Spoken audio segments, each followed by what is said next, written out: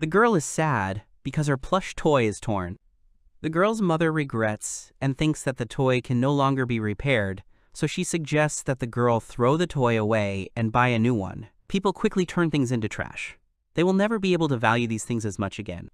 A security guard walks down the corridor and hears a sound, then turns towards the sound. The guard follows the sound and opens the door to a room filled with garbage. Inside the room, there is someone in a hood rummaging through the garbage. The guard gets a little scared and immediately takes out his weapon, ordering the stranger not to move and asking who he is. The guard realizes that the unknown person is a quote-quote violent garbage man who takes out the garbage, putting the beauty of the city at risk. The guy is about to leave, but the guard hits the alarm button, saying that he will not let the guy leave. Several more guards come running to help the guard. They demand that the guy surrender, but he starts throwing garbage at them. While the guards are getting out of the trash, the boy deftly escapes through the ventilation shaft. The guards catch up with the garbage man and start shooting, but the guy deftly dodges all the bullets. The guy climbs the van very quickly, trying to escape. The guards don't stop shooting and eventually hit the guy. As a result, the garbage man deftly jumps over the fence and hides from the guards. The guards decide that they need to find this violent garbage man and catch him once and for all. The boy takes off his hood and, irritated, says that he is not violent. Lively and clean streets of the city. Someone is chatting, someone is playing the accordion for the audience. A bearded man walks down the street and overhears women talking about a rowdy garbage man. He becomes interested, but suddenly the girls notice the man, and he has to leave. The girls find the man's clothes dirty and understand that he is a local. They also hope that he will not appear again. Now we are shown the slums of the city, where there is garbage and dirt everywhere. A rumor about a garbage man has also spread among the residents of this part of the city. Rudo is listening to gossip when Chiva suddenly approaches him. The girl is attacking the guy for going out to collect trash again. Chiva explains that the boy might get into trouble, to which he replies that rich people throw away things that can still be used. Suddenly, the guy's conversation is interrupted. A gang approaches the couple and says that the guys stink. They tell Chiva to stay away from Rudo or the girl will start to stink too. The guys explain that the slums used to be a place where criminals were kept, and all the residents are now their descendants. They all tried to get rid of the bad image, but Rudo's father ruined everything because he killed people. Rudo looks menacingly at the guy, causing him to get scared, after which the gang runs away. As he runs away, the guy shouts that one day Rudo will also follow in his father's footsteps. Rudo doesn't understand why he is being bullied, but Chiwa supports him. She believes that Rudo is a good person. The girl notices a plush toy that Rudo fixed. The guy says that the toy is not for sale and gives it to Chiva. Suddenly, Chiva's mother calls her home and the girl leaves without taking the toy. Later, the boy himself returns home. The boy is met at the door by Legto, who heard the scene with the toy on the street. Rudo is embarrassed, to which Legto says that he needs to express himself more clearly. Legto demands an explanation from the boy where he was walking last night. He also says that the boy does not need to think about how to earn money, since while he is a child, this responsibility lies with Legto. Rudo says he's just trying to express his gratitude. The man teases the boy that if he had been as honest with Chiva, she would have understood and accepted his feelings. While the boy sheepishly makes excuses, the older man notices the wound from the gunshot. The boy takes off his jacket and gloves, and Legto treats his wound. The older one asks him not to go to the dump anymore because it is dangerous, but the younger one says that this wound is nothing compared to the wounds he received from his father. Legto explains that the boy could be sentenced to death for his pranks and thrown into the abyss, like his father was thrown. Therefore, the boy should value himself and what is important. Rudo's hands were black before the boy became aware of himself. The boy's mental state had deteriorated considerably, and it was at that moment that Legto gave him the gloves. Legto starts teasing the boy again, while someone in a mask watches in the direction of their house. Rudo looks at his reflection trying to smile, but he fails miserably. In the end, he decides to go to Chiva, since he still needs to give her the toy. Walking along the road, the guy stops to look at the abyss, which they say is a huge garbage dump. All the trash is thrown into the abyss. People who have committed crimes also find their end in the abyss. The boy's father was also overtaken by this darkness, and the boy is interested in the question of what happens to people who are thrown into the abyss. Rudo is interrupted from his thoughts by Chiva. The boy gets embarrassed and quickly hides the toy behind his back, after which the guys start discussing the abyss. Chiva also says that he doesn't want to see Rudo being thrown into it one day. The girl agrees with Rudo's opinion about the trash, but the guy might get into trouble if he takes risks for him. Chiva notices that Legto is worried about Rudo, since he also likes him, and the boy catches the girl on this word, embarrassing her. Chiva tries to explain, but Rudo becomes very embarrassed and covers his face with a toy. The boy pulls himself together and, embarrassed, gives Chiva a toy. The girl accepts the toy with a smile and says that she is happy, which confuses the guy even more. Rudo was very embarrassed and, not knowing how to react, ran home to quickly tell Legto everything. On the way home, the boy suddenly runs into someone, causing them both to fly off in different directions. The guys silently meet each other's eyes, and the stranger simply picks up his book and then runs away. Rudo doesn't understand what's wrong with this guy, but he thinks he should tell Legto everything, and then goes home. The boy returns home and starts talking, when suddenly he stops in shock. Instead of Legto, who usually greets the boy upon returning home, his lifeless body lies before him. The guy falls to the floor in complete shock, calling out for Legto. The man barely says something clearly, and the guy understands that the man is alive and wants to help. He easily tells him to run. Legto asks the boy to change this world, when suddenly Rudo gets electrocuted. Security guards burst into the apartment and tie up the boy, saying that he will be held accountable for murder. Rudo doesn't understand why he's being accused, to which the guard says that the guy is covered in Legto's blood. The guy tries to explain that he is not a murderer, but they don't listen to him. Meanwhile, rumors about what happened are spreading on the street, and Chiva, having heard that Rudo is a murderer, does not believe the rumors. Rudo is hanged, and his crime is announced, after which he is sentenced to death. The guy doesn't understand how it came to this, after which he notices Chiva in the crowd. He shouts that Legto was killed and the killer must be found, but the girl no longer believes him. She, like everyone else, considers the guy a murderer, and everyone demands that the guy be thrown into the abyss. Rudo responds to the people by insulting them, after which he notices the unknown person in the crowd. The guy is furious and realizes that this unknown person was the killer.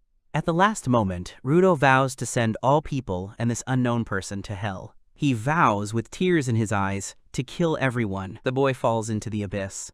As he falls, he is presented with a view of a huge amount of garbage. Rudo opens his eyes, lying in a pile of trash. The guy gets up and suddenly smells something and looks around. The boy doesn't understand what this place is. Something starts approaching him from behind. Rudo looks around in fear, noticing the huge claws and teeth. A huge monster appears before the guy, and now Rudo understands why the abyss is considered the, quote, depths of hell. Rudo was always interested in why everyone is concerned with dirt and crime, but no one thinks about what if they themselves fall into the abyss. A guy runs from a giant pile of garbage, not understanding what kind of monster it is. He doesn't understand how this monster ended up in the abyss when suddenly the monster attacks, but Rudo manages to jump back. The boy accidentally touches something and, looking back, realizes in horror that it is a human skull. The guy is freaking out and telling everyone who sent him here to fuck off. He starts to climb the mountain of garbage, but just before reaching the top, he trips and falls down. Rudo understands that things are bad for him, and besides, the local air is harmful to the guy. He understands that his lungs won't last long and thinks about running away somewhere, but there's nowhere to run. The boy felt sick and vomited. The monster, hearing this, went towards the boy.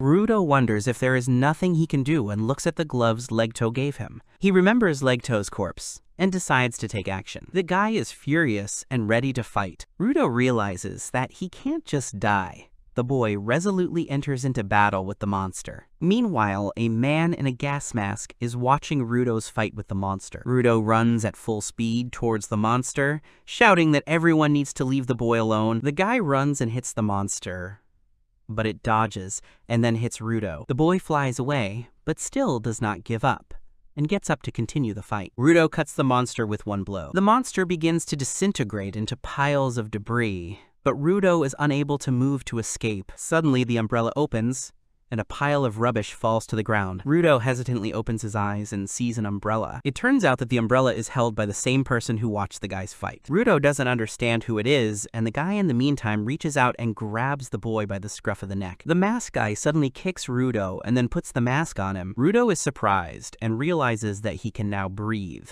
He also asks the guy who he is and what kind of world this is. In response, the stranger asks the boy to shut up. Rudo continues to pester the boy with questions, but he asks him to keep quiet. The guy can't take it anymore and yells at Rudo to shut up. He also explains that they're not underground, but that they dumped so much trash on top of where Rudo was thrown. The stranger explains that now, thanks to Rudo, they know where the guys are. A monster appears behind the guy, which shocks Rudo, because he just dealt with it. The guy explains that these monsters are abnormal animals, and it is also useless to hit them and they react to the human voice, so the guy spoke quietly. The guy's umbrella starts to glow.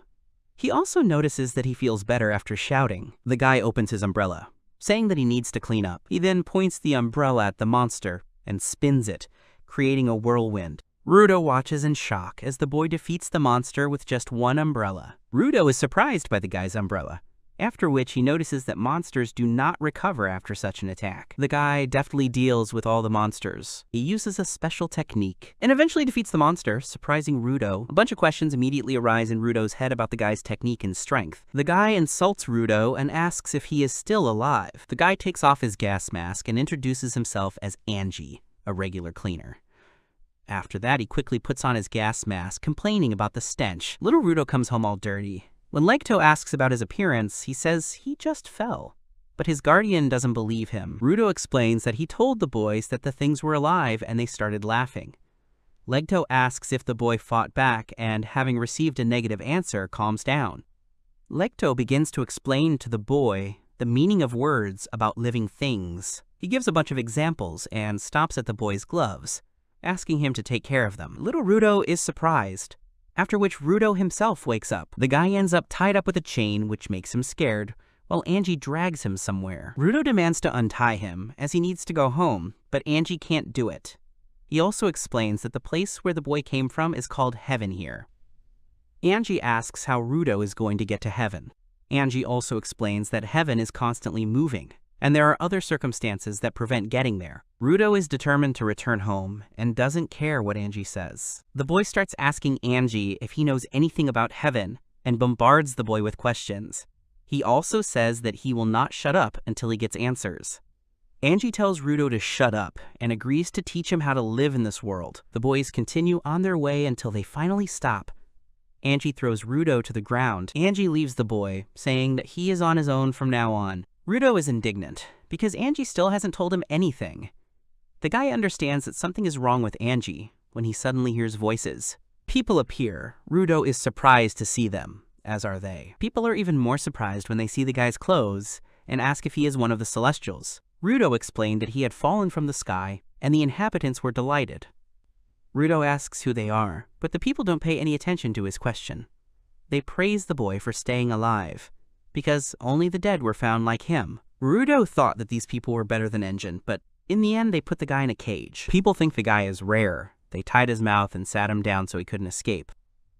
The bearded man explains that the bodies of the Celestials are very expensive, and taking a Celestial alive is just luck. The bearded man says they'll make a ton of money off Rudo because they hate the sky people.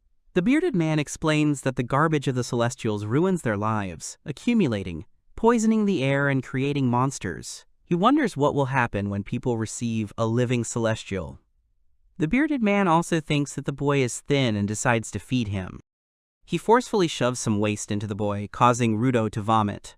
These people believe that the Celestials do not touch garbage, and they also consider the food that is shoved into the boy to be scraps. Rudo, in a rage, bites off the bearded man's fingers along with a piece of meat.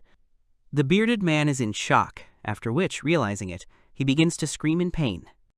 After this, the boy begins to eat the food greedily, shocking people.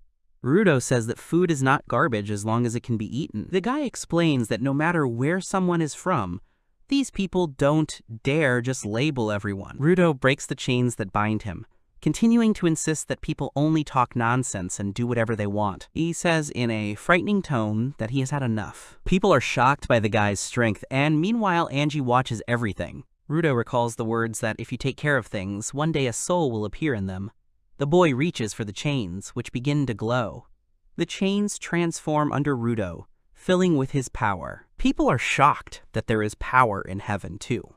Angie explains that those who can bring things back to life are called givers. The bearded man orders the people to kill the boy, and they begin to attack Rudo. Rudo also starts attacking them, but the people try to dodge. One of the guys hits Rudo, after which the kid notices the wheel and grabs it. The guy transforms the wheel to suit himself, which frightens the opponent. Angie is surprised that Rudo can use more than one weapon. Rudo quickly takes care of his opponents, and it's the bearded man's turn. The bearded man is very scared. Just before the attack, Angie stopped Rudo, asking him to calm down and leave the man alive. Finally, Rudo came to his senses, not understanding anything. Suddenly, blood began to drip from his nose. Angie immediately understands that the boy has spent too much power, which is why his body can't take it. The boy apologizes, saying that he just wanted to know if Rudo has any power and agrees to teach him. In exchange for training, Angie asks Rudo to join him, but the boy doesn't want to. A guy asks Angie what he needs through the bracelet, since they don't communicate often. He also asks if Angie has found a gifted one. Angie explains how he came across Rudo. The guy says that Rudo has abilities. Meanwhile, the boy is examined and treated. Rudo reminds him that he didn't agree to all this, to which Angie replies that the boy has no choice. The old man says that the boy is lucky to have survived. The treatment is over, and Rudo thanks Angie for paying for everything. The boy also says that he doesn't have time to join Angie and was just looking for information. Angie replies that the boy can search for information as he wants, but once people find out about Rudo, he is dead. Angie also mentions that this world is not generous enough to give information for free. The boys go to a diner, and the older one notices that Rudo likes to eat. Rudo thought that the abyss would only contain garbage, and didn't even suspect that there was a city here. Angie finally asks the guy's name, and Rudo introduces himself. Angie briefly explains that emotions accumulate here, along with the garbage, which at some point are transformed into energy. Energy creates monsters. Monsters attack as soon as they see a person, and although they live only in the dump, they can also enter the city. Normal weapons also do not work on monsters. Angie says that with the help of his gloves, Rudo will be able to defeat the monsters. He also says that if you take care of a thing, then a thought will settle in it, and they call such things jinki. Rudo understands that the words Legto said were true. Angie also mentions that only a few can extract power from the jinki, and Rudo is one of them. The guy also explains more about the organization of the cleaners. Angie admits that she has no idea how to get up there, but the guy's boss knows everything and can figure out something to help Rudo. The guy also asks who gave Rudo these gloves. The guy explains that his father gave him these gloves, and they are the only reminder of him. Angie tells the boy to take care of these gloves because they have a soul.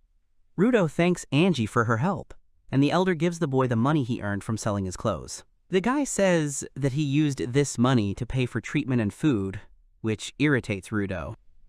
It was time for Rudo to get angry. A cat jumped from the roof and stole the bag of money. Rudo immediately chased after the fluffy one and, in the pursuit, snatched a stick from someone. He finally caught the cat, but the man from whom the boy had borrowed the stick came to return it. The stranger rather hostilely demands that his thing be returned to him. At first, Rudo didn't understand why this stranger had come, but then he found out he didn't understand why he needed this ordinary stick. The stranger roughly snatched the stick, after which Rudo noticed a badge like Angie's. It turned out that the stick was a jinki. The guy realizes that this man is a cleaner. Meanwhile, the stranger decides to teach the boy a lesson. The stranger swings his stick at Rudo. He says that if a guy steals someone's valuable thing, he is prepared to face the consequences. Luckily, the blow flies right in front of the boy, giving him a good scare. Suddenly, the janitor calls Rudo by name. It turns out that this janitor heard about the boy from Angie. The janitor introduces himself as Zanka and says that Angie has put him in charge of Rudo's training. The boy explains that he didn't want to steal the stick, but was simply trying to catch the cat. Zanka concludes that Rudo's parents raised him poorly. The guy gets very annoyed because Zanka doesn't know anything about him to say that. Rudo remembers Legto's words that if Rudo wants to be listened to, he needs to compromise. So the guy explains that he didn't intend to steal something so valuable to Zanka and asks for forgiveness. The guy understands everything and also asks for forgiveness for losing his temper. Rudo is shocked because it is the first time he has made peace with someone. Zanki immediately becomes friendly and offers the boy his hand to help him up. He also asks questions about the Rudo Jinka. Rudo notices that Zanki seems to have changed and realizes that it is because of his smile. Meanwhile, Zanki tells him that because of his stick, he was often laughed at. Rudo tries to smile and says that he will help the cleaners. Zanki takes Rudo's attempt to smile as mockery and the two begin to argue. Rudo tries to smile again, but Zanki thinks he's crazy. The boys start arguing until they reach Rudo's goal. Zanki thinks that the guy's goal is worthless, bringing Rudo back to memories. Rudo becomes noticeably irritated and says that he is ready to do anything to achieve his goal. Rudo says not to underestimate him, and Zanki prepares to attack. Zanki also mentions that he knew from the first glance that they wouldn't work together. Rudo agrees and rebates the first thing he comes across, filling it with power. Zanki asks if the boy's jinki are gloves, but then he realizes that the guy's ability is to turn any object into jinki. Now Zanki understands why Rudo was called gifted, but the guy still thinks that the boy cannot compare to him. Suddenly, Zanki disappears, leaving behind his stick. While Rudo is distracted, Zanki strikes, and then another. The guy continues to hit Rudo. He notes that the guy is slow and thinks that a regular stick will be enough to deal with Rudo. Rudo prepares to attack, but Zanki pins the boy to the ground with one blow. Suddenly, Zanki notices something on his cheek and sniffs it, making a face. It turns out that Rudo decided to use a plunger as a weapon. Now it's Rudo's turn to attack and Zanki tries to dodge. The boy doesn't understand what's wrong with Zanki, but since the weapon works, he decides not to stop. The guys start chasing, and Rudo ends up getting Zanki's clothes dirty. Angie drives up in a car and notices that the guys have already become friends. Apparently, Rudo won the battle. The guys told Angie about the battle, and he started laughing out loud. Zanki demands that Angie stop laughing, while Rudo notices someone's legs on the back seat. Angie tells Rudo that Zanki is now his mentor, as he is the best at his jinki.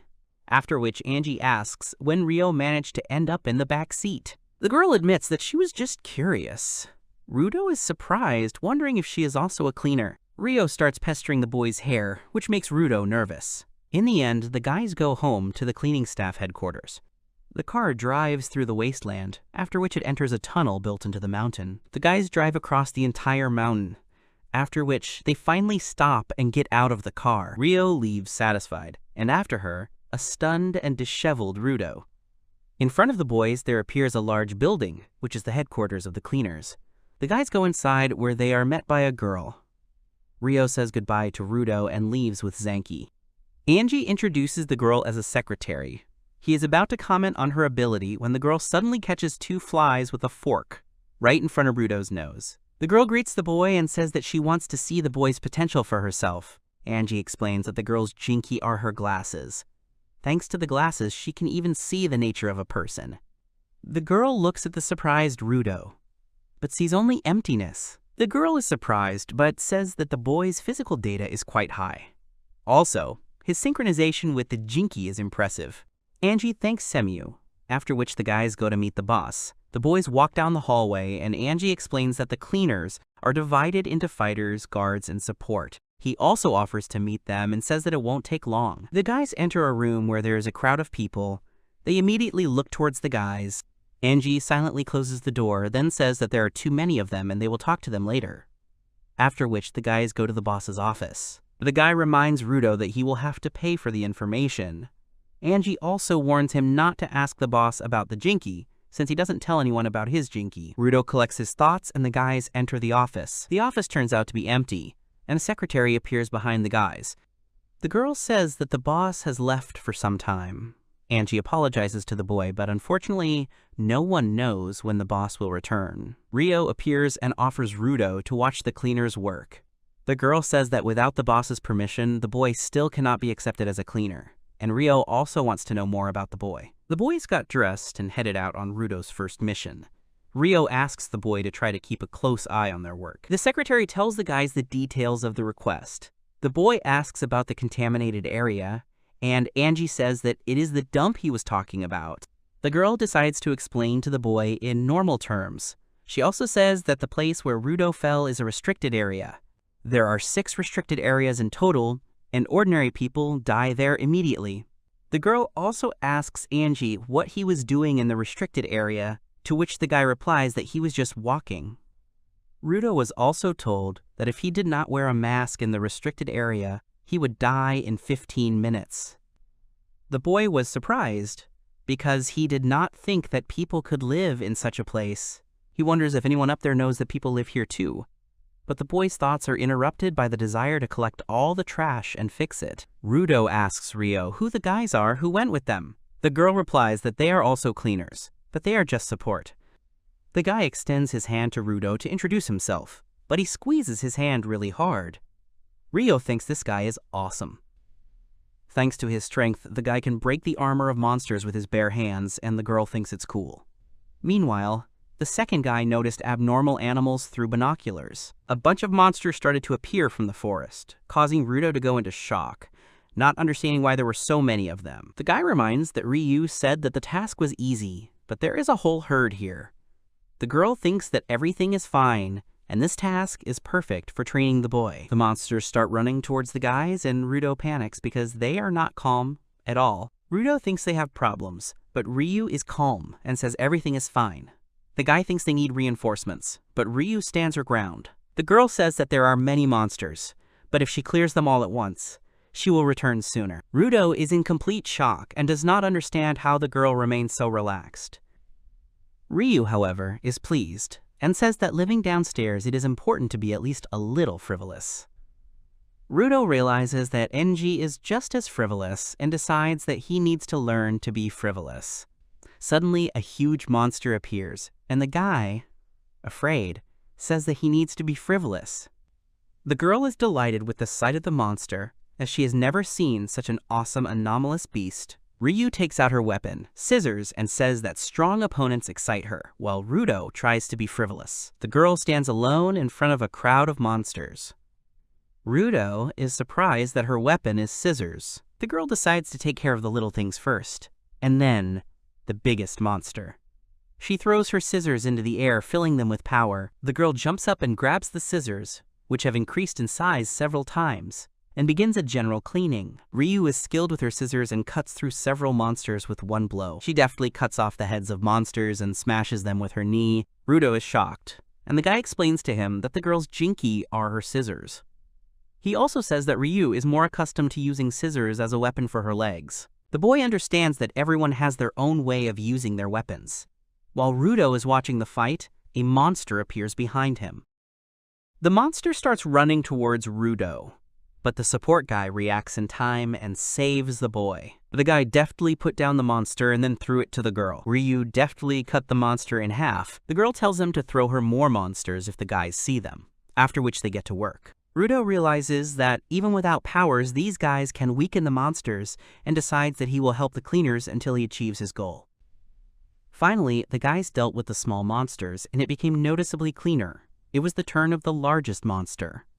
While Ryu went after the big monster, the guys decide to take care of the small fry and stay away from the battlefield.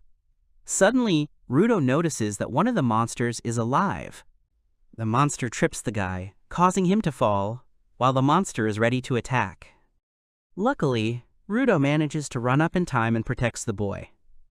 Rudo says that he will not become a burden to the cleaners and will not stand aside. Suddenly, the stick with which the boy held back the monster turned into an incomprehensible weapon. The guy fell into a stupor, not understanding how to use his power. Meanwhile, the monster approached Rudo. Luckily, Ryu killed the monster in time and praised Rudo for his good work. The support guy apologizes for letting his guard down. The girl also reports that she's finished with the big monster, but no matter how she cuts it, it doesn't disappear. Meanwhile, someone tied up the bearded man's gang that Rudo had wounded. The stranger asks the bearded man where the celestial being went, greatly frightening him. The guys are shocked that the abnormal beast is immune to the jinky. The girl explains that the vital points of monsters are identical to humans, and if these points are cut, the monsters must die. Ryu decides to cut the monster until it dies. The guys say that they will record the monster as a new species. Rudo wants to say something but stops, thinking about something. Meanwhile, Ryu is eager to fight the monster. First, she decides to give the monster a haircut. The girl skillfully controls the scissors, causing damage to the beast. She ends up cutting off something like hair from his head. Suddenly, the inside of the monster's head begins to glow, and the girl jumps off the beast. The monster starts attacking the ground, which surprises Ryu. The guys realize that they can get hit. The ground begins to crack, and Rudo doesn't have time to jump away. The boy starts to fall into the ground. He doesn't understand what he was counting on because he can't even use his jinky properly. Luckily, Rudo is grabbed by a support guy and pulled to the surface. The boy picks up Rudo and runs with him. He asks the younger one to get ready and run. The monster starts to growl and appears behind the guys. The girl immediately understands where the weak spot of the abnormal beast is. Taking advantage of the moment, she jumps into the monster's mouth and attacks it. The monster starts to fall apart, and the guys ask if Rhea really killed the monster. The girl says that she pierced it, and it died. The guy notices a stationary knife in the girl's hand, which is apparently a jinky. They don't understand how a jinky could turn into an abnormal beast. The young man walks down a long, dark corridor. He yawns and rubs his tired eyes. He hears a strange noise behind the door and swears quietly. People are having fun behind the door. They are drinking alcohol, eating, playing.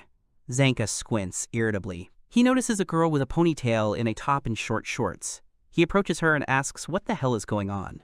The girl reminds him that it is supposedly night outside. They threw a party to celebrate Rudo's arrival in the netherworld. The boy sighs, that's it. He bets that all these guys came here to drink. The girl shrugs. Everyone relaxes in their own way. The young man looks around and sees a man sitting alone in the corner. This young man with blonde hair has his head buried in the table. An all-consuming aura of despair is spreading around him. This is the hero of the occasion, Rudo.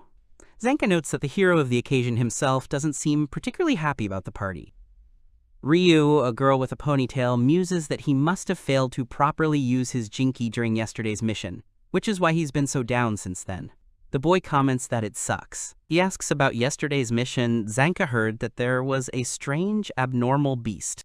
The girl confirms these rumors. Unlike normal abnormal beasts, this one had a different core, and this core was a thing. Zanka wonders, the thing that can become a core, could it really be a jinky? Ryu nods at the boy's question. They are quite tense at the fact that an abnormal beast can appear from such a power. Ryu smiles and states that she didn't know what to do with this information, so she just left it all to the management, then went home and got some food. She adds that Enjin and Semyu will also be coming here after they finish their discussion. Zanka exclaims in surprise, Enjin will come? Meanwhile, Rudo continues to lie face down on the table. He stares blankly at his hands. The blonde man pulls out his chair and sits down at the table with Rudo. Another day is over. The man notes that he has not yet introduced himself, so he gives his name, Gris Lubion. The boy also quietly gives his name, but the man replies that he knows it. Gris notes that he did a good job yesterday. Rudo is silent for a moment, then admits that he did nothing. However, Gris reminds him that he protected Follow from the anomalous beast. Rudo doesn't understand who he's talking about, so the man points to the support guy with the goggles. But Rudo still thinks that he did nothing special. After all, he couldn't use his powers anyway, and Ryu and that man had to save him. When he was up there, it was the same. Rudo easily lost his cool and started fights, and Legto had to deal with the consequences. After saying this, Rudo stares blankly at the table. Rudo adds that he needs to get back up there as soon as possible. He can't change. Someone might get hurt if he saves him again. He can't even live up to anyone's expectations. Rudo clenches his hands in his lap. However, the next moment he hears the man's words, which make him look up in shock. Gris thanks him. The man explains that those who see them, the support, for the first time usually look down on them, thinking of them as weaklings with no abilities or a burden to the cleaners. Some of the current cleaners thought the same at first. But Rudo seems to be different. The boy continues to look at the man questioningly. Gris asks him to look at the dark-haired man, namely, Follow. Follow joined the cleaners to exterminate abnormal beasts, but he doesn't have any special powers, so he can't kill them. That's why he's currently trying to develop his important item so he can become a giver one day. Yet ever since he became a support member, Follow has always said that he will continue working in support even if he becomes a giver, and will make those who look down on him choke on their words. He's doing everything he can so that one day that will be possible. Gris turns to Rudo again, putting aside his desire to become stronger and live up to expectations. What does he really want to do? The boy asks tensely. Gris explains that before all this happened, there must have been a moment when he told himself that this is what he wanted to do. Rudo frowns thoughtfully. Gris asks him to remember this moment and go back to where it all began, and then the way to make his goal possible will come by itself. Gris reaches out and ruffles Rudo's hair, asking him not to lose confidence in himself, even if he has stumbled. After all, the young man is still alive. Tears well up in Rudo's eyes, but the next moment a young man with a tattoo on his neck pounces on him from behind, sighing that he is tired. Rudo exclaims in surprise, noticing Engine, who asks if he hasn't eaten anything yet. Ryu, the girl with the ponytail, nods. Rudo, as the hero of the occasion, would do well to eat something, otherwise all the food will run out. Zanka agrees, and Ryu will eat the most. Gris stands up and calls Rudo to eat his fill with everyone else. The young man looks up at him. Eventually he gets up and follows everyone else. Another location. The man is writhing in pain. Blood is pouring from his nose. He desperately asks what this man wants from him. He has already told him everything, absolutely everything he knows. The man begs him to help. The mysterious man smiles madly, agreeing. The next moment, he seems to drink the essence of the beaten man. The mysterious guy grins. White hair with black tips, dark hands around his eyes, a celestial with the abilities of giver. A wonderful souvenir awaits him. The girl with the short haircut clicks her heels on the floor. She pushes her chair back and sits down with a sigh, closing her eyes. It is Semiyu, the cleaner's secretary, but she is distracted from her rest by a phone call. She picks up the phone and greets the person she is talking to. They are given some request. So after a while, Semiyu turns to the cleaners, telling them about a new request. All the cleaners listen to her attentively, and one of them asks a question. This is Zanka. He asks why they need to take an intern with them, referring to Rudo. He explains that yes, he is Rudo's instructor, but that Zanka will only officially become one when he is accepted as a cleaner. Rudo is not one of them yet. The girl with the short hair explains that she called Rudo because of one particular request. A merchant was passing through a contaminated area and was attacked by an anomalous beast, which took away his important cargo. The customer would like to ask the cleaners to get rid of the beast and return the cargo. This is the request they received. And the peculiarity of this case is this. The cargo is a living person who fell from the sky. The appearance of one celestial after another is quite an unusual phenomenon, so it was decided that a celestial like Rudo would be useful in fulfilling this request. In addition, Rudo would be able to find information that would help him return to the top. The boy tenses up. Gris addresses him, noticing his uneasiness. Rudo has a lot on his mind right now, so it's up to him to decide whether he goes or not. Rudo looks at his hand thoughtfully. He can't use his jinky properly, and he might become a liability again if everyone has to protect him. Rudo clenches his hands into fists, but if there's any information that can help him get back, he'll go without hesitation. Semiyu notes that she would like Engin to go with them, but he can't because he has another job. Besides, Zanka is with them, so everything will be fine. That's what Engin said. Hearing the words, Zanka's eyes widen in disbelief. Engin acknowledged his strength. They walk down the street, surrounded by destroyed buildings and signs. They put on gas masks to avoid inhaling toxic fumes. Zanka notes that they have a job to do. They must give it their all. Rudo turns his attention to Gris and asks why he doesn't have a weapon. The man explains that he has a knife for self-defense, but he mostly fights with his bare hands. He is more used to it. One of the cleaners also adds that Gris has a special amulet. He prays for everyone, so that the cleaners remain safe and sound after each job. Gris is indignant. Why did he tell him? Rudo mentally notes that Gris is a very kind guy. Gris shows off his amulet, a hamsa. He calls it just a cheap trinket he bought at a nearby kiosk. There's nothing wrong with praying, so he doesn't see a problem with it. The cleaners exchange glances. Suddenly, a voice comes from behind them, which scares everyone very much. It is the dark-haired girl. She is the one who sent them the request. And she is here to show them where the anomalous beast is. Rudo starts to worry when he sees her. He immediately bombards her with questions. Was there really a celestial there? Where did she find him? Did he tell her anything? What kind of person was he? The girl replies that she found him by accident while transporting goods and then took him into custody, but he was unconscious, so she couldn't ask him anything. She is also worried about this celestial, so she would like to save him from the abnormal beast as soon as possible. Rudo asks warily if the girl hopes to make money from this celestial. The girl immediately waves her hands in denial. Of course not, she is really worried about him. She can only say that the celestial has aroused her interest. Zanka wonders. Abnormal beasts always attack if they spot a living person. It is unlikely that he is still alive. Why would an abnormal beast suddenly kidnap a person? Zanka frowns.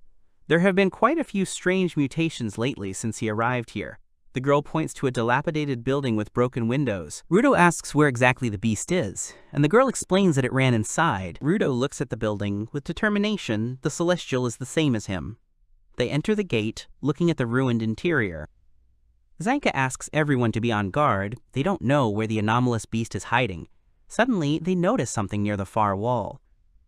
The girl immediately pushes Rudo in the back, saying that there is a celestial there. They must hurry before it's too late. She pushes the cleaners again, shouting that they need to hurry up. However, the guys are indignant. Why is she rushing them? This abnormal beast can be dangerous. Rudo freezes when he sees what's there.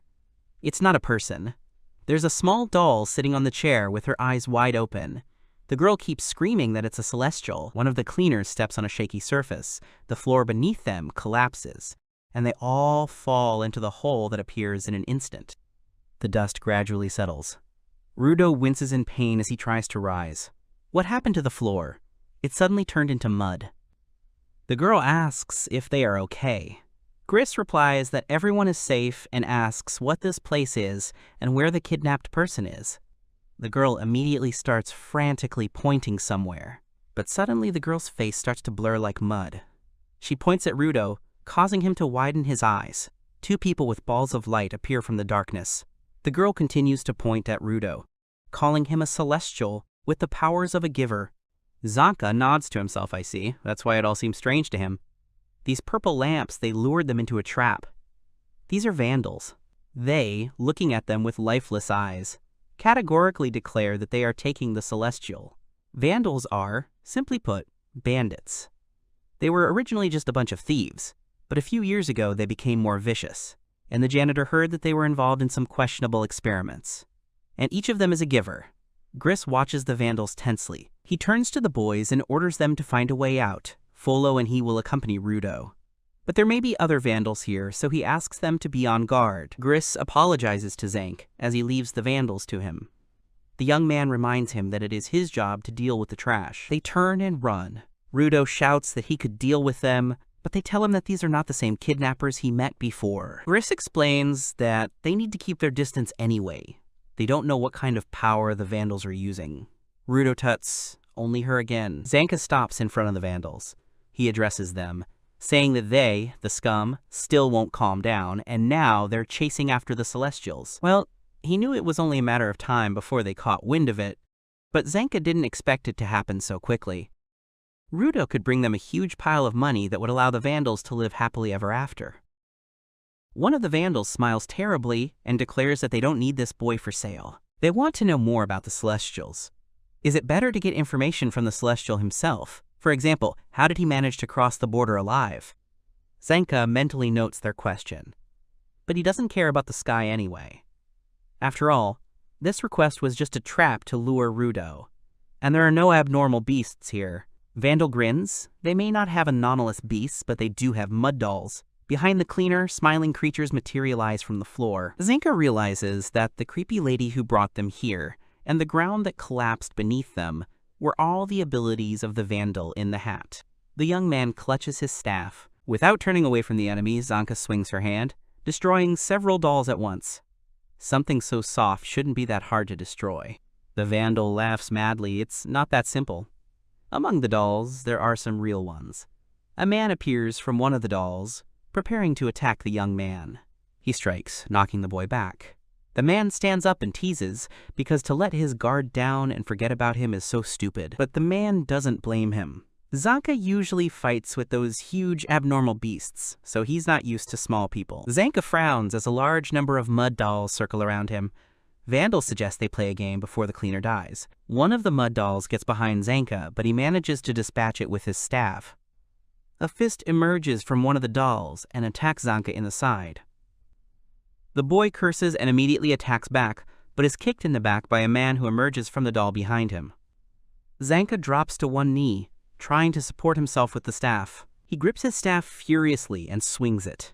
The vandal controlling the doll smirks. She forgot to mention something. At this point, Zanka slips in the mud.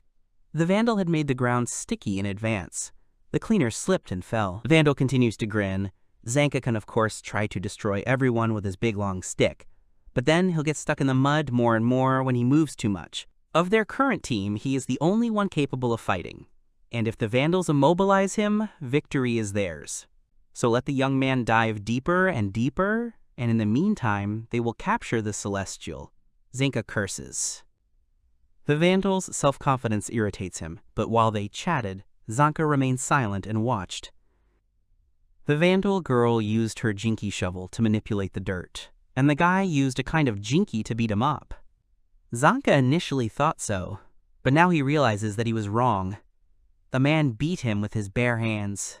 Now, his feet, as Zanka had time to notice, he was wearing something resembling snowshoes.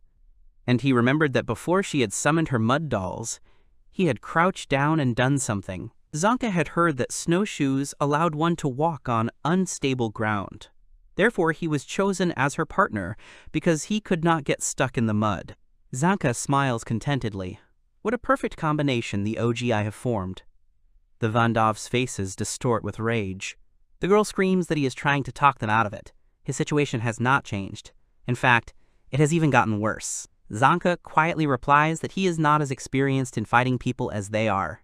But he knows his jinky well. Zanka knows its weight, its smell, its feelings, and even asks it about its mood. He listens to it nonstop and takes care of it every day. How much force to use and how it feels when Zanka swings it, where to swing it, and in what direction. Zanka knows all of this. And having told him all this, he has not mentioned one more thing. Zanka confidently states that she can do it. It's as if projections of each doll appear before Zanka. He looks at each one carefully, clutching the trembling staff. And he sees a doll that is not empty from the inside. That's where the enemy is. Quickly, the young man swings his staff, striking each of the vandals. He turns to them. Their overconfidence is what led to their defeat. However, while Zanka is distracted by the vandals, a vandal with dreadlocks appears behind him and whispers that the young man's self-confidence has also let him down. At this time, the other cleaners. Rudo notices that the sounds have stopped. They find an emergency exit and run to it. They open the doors and look around. Maybe they can get up without any problems. But they can't contact anyone from here. They need to go upstairs and call for backup. Suddenly, they hear footsteps and decide it's Zanka. So they stop to wait for him and ask how he's doing. Gris exhales. It looks like he's dealt with the vandals. He asks if Zanka is hurt and what happened to those vandals. The dark-haired boy exhales, bending over. Then the boys notice that this is not their friend. The vandal straightens up with an exhalation and looks down at them, pointing his finger. Gris tensely asks who he is. The vandal points at them for a while longer, then suddenly disappears from the spot where he was standing. He ends up on the wall next to the door, next to Rudo, whom he immediately recognizes. Rudo is the same celestial with the abilities of the giver. Vandal reaches out and destroys the place next to the door. With this blow, the vandal blocked the exit. He drops to the ground and walks towards them. At this time, the guys clear their throats from the dust raised by the blow. Gris swears it's another bandit. Vandal starts talking. So, the Skyman is now with the cleaners. And now capturing the Skyman means going against the cleaners. He's too late. The vandal admits that he got a little lost, and while he was wandering, some guy had already taken out the other guys, and he had to spend a little time on him. Gris realizes that it was Zanka. He asks if there was another janitor where this vandal came from. What happened to him now? However, the vandal ignores him and immediately turns to Rudo, because there is one person who really wants to talk to him. So the man will take it. He reaches out and takes the gas mask off the boy. He doesn't need it, because there are no abnormal animals here. Rudo sternly asks what he did to the cleaner with the stick. Vandal chuckles. The young man talks about that idiot. He tells them not to worry, because he is always kind to those who are strong. He simply put him to sleep and did not kill him. But his poison could well have been too strong for that janitor. Vandal turns to Rudo again. If he just goes with him, it won't hurt. The Vandal's hands grow nails. He asks what the young man chooses. However, Follow and Gris are already rushing to attack him. Vandal finally pays attention to them. Vandal leans back and dodges their fists. He leans back and lies on his back, kicking at each one. Follow notes that he is strong. They stand not far from the enemy. The Vandal's hands grow claws again. Hearing Follow's words, he declares that he is not strong. Gris shields Rudo in a protective gesture. He will definitely protect his comrades. Whatever they face, whatever it takes, Gris will protect them. Vandal stands up. He's heard of those jerks the janitors call support or something. A jerk wants to protect someone? Gris goes out to meet the Vandal. Rudo calls out to him worriedly. The young man tries to dissuade him. Because he can't handle him with his bare hands, he must retreat. Rudo continues that Gris doesn't need to protect him, even if he is alone. However, Gris is determined. Vandal turns to the Celestial. He doesn't want to upset him, but Gris is already dead. The next moment, the man's chest is pierced by Vandal's claws. Rudo's eyes widen in disbelief. Vandal notes that it's nothing to worry about, because worthless people like him are useless. The Vandal stabs the man through the chest, staining everything around him with blood. With despair, the young man watches as the amulet he recently saw on Gris falls to the ground, stained with blood. Rudo is overcome with various emotions as he watches Gris being pierced by his opponent's jinx, the image imprinted on his retinas. He watches in despair as Gris's Hamsa amulet falls to the ground. The young man reaches out to catch the amulet before it disappears into the darkness. Rudo is lost in his memories. A strange noise is heard in the room. A dark-haired man with a beard comes down to see what Rudo is doing. He sees a little boy, Rudo, sitting against a wall, banging his head against it. He runs up to him and pushes the boy away from the wall, yelling at him to stop. Rudo turns his head towards him, blood running down his forehead and nose.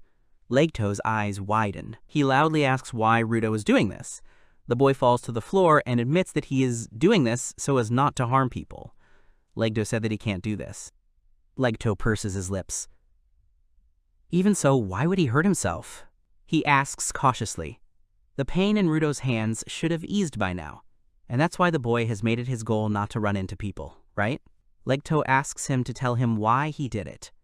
Rudo replies, nothing. In the silence of the gray, empty room, a young man's quiet voice is heard. He has nothing. Rudo, looking emotionlessly at the ceiling, continues that he has nothing and never had anything. He only feels disappointment all the time. There is something disappointing, but the boy cannot express it in words. Legto nods sympathetically. It's all clear. He brushes the hair from the boy's bloody forehead.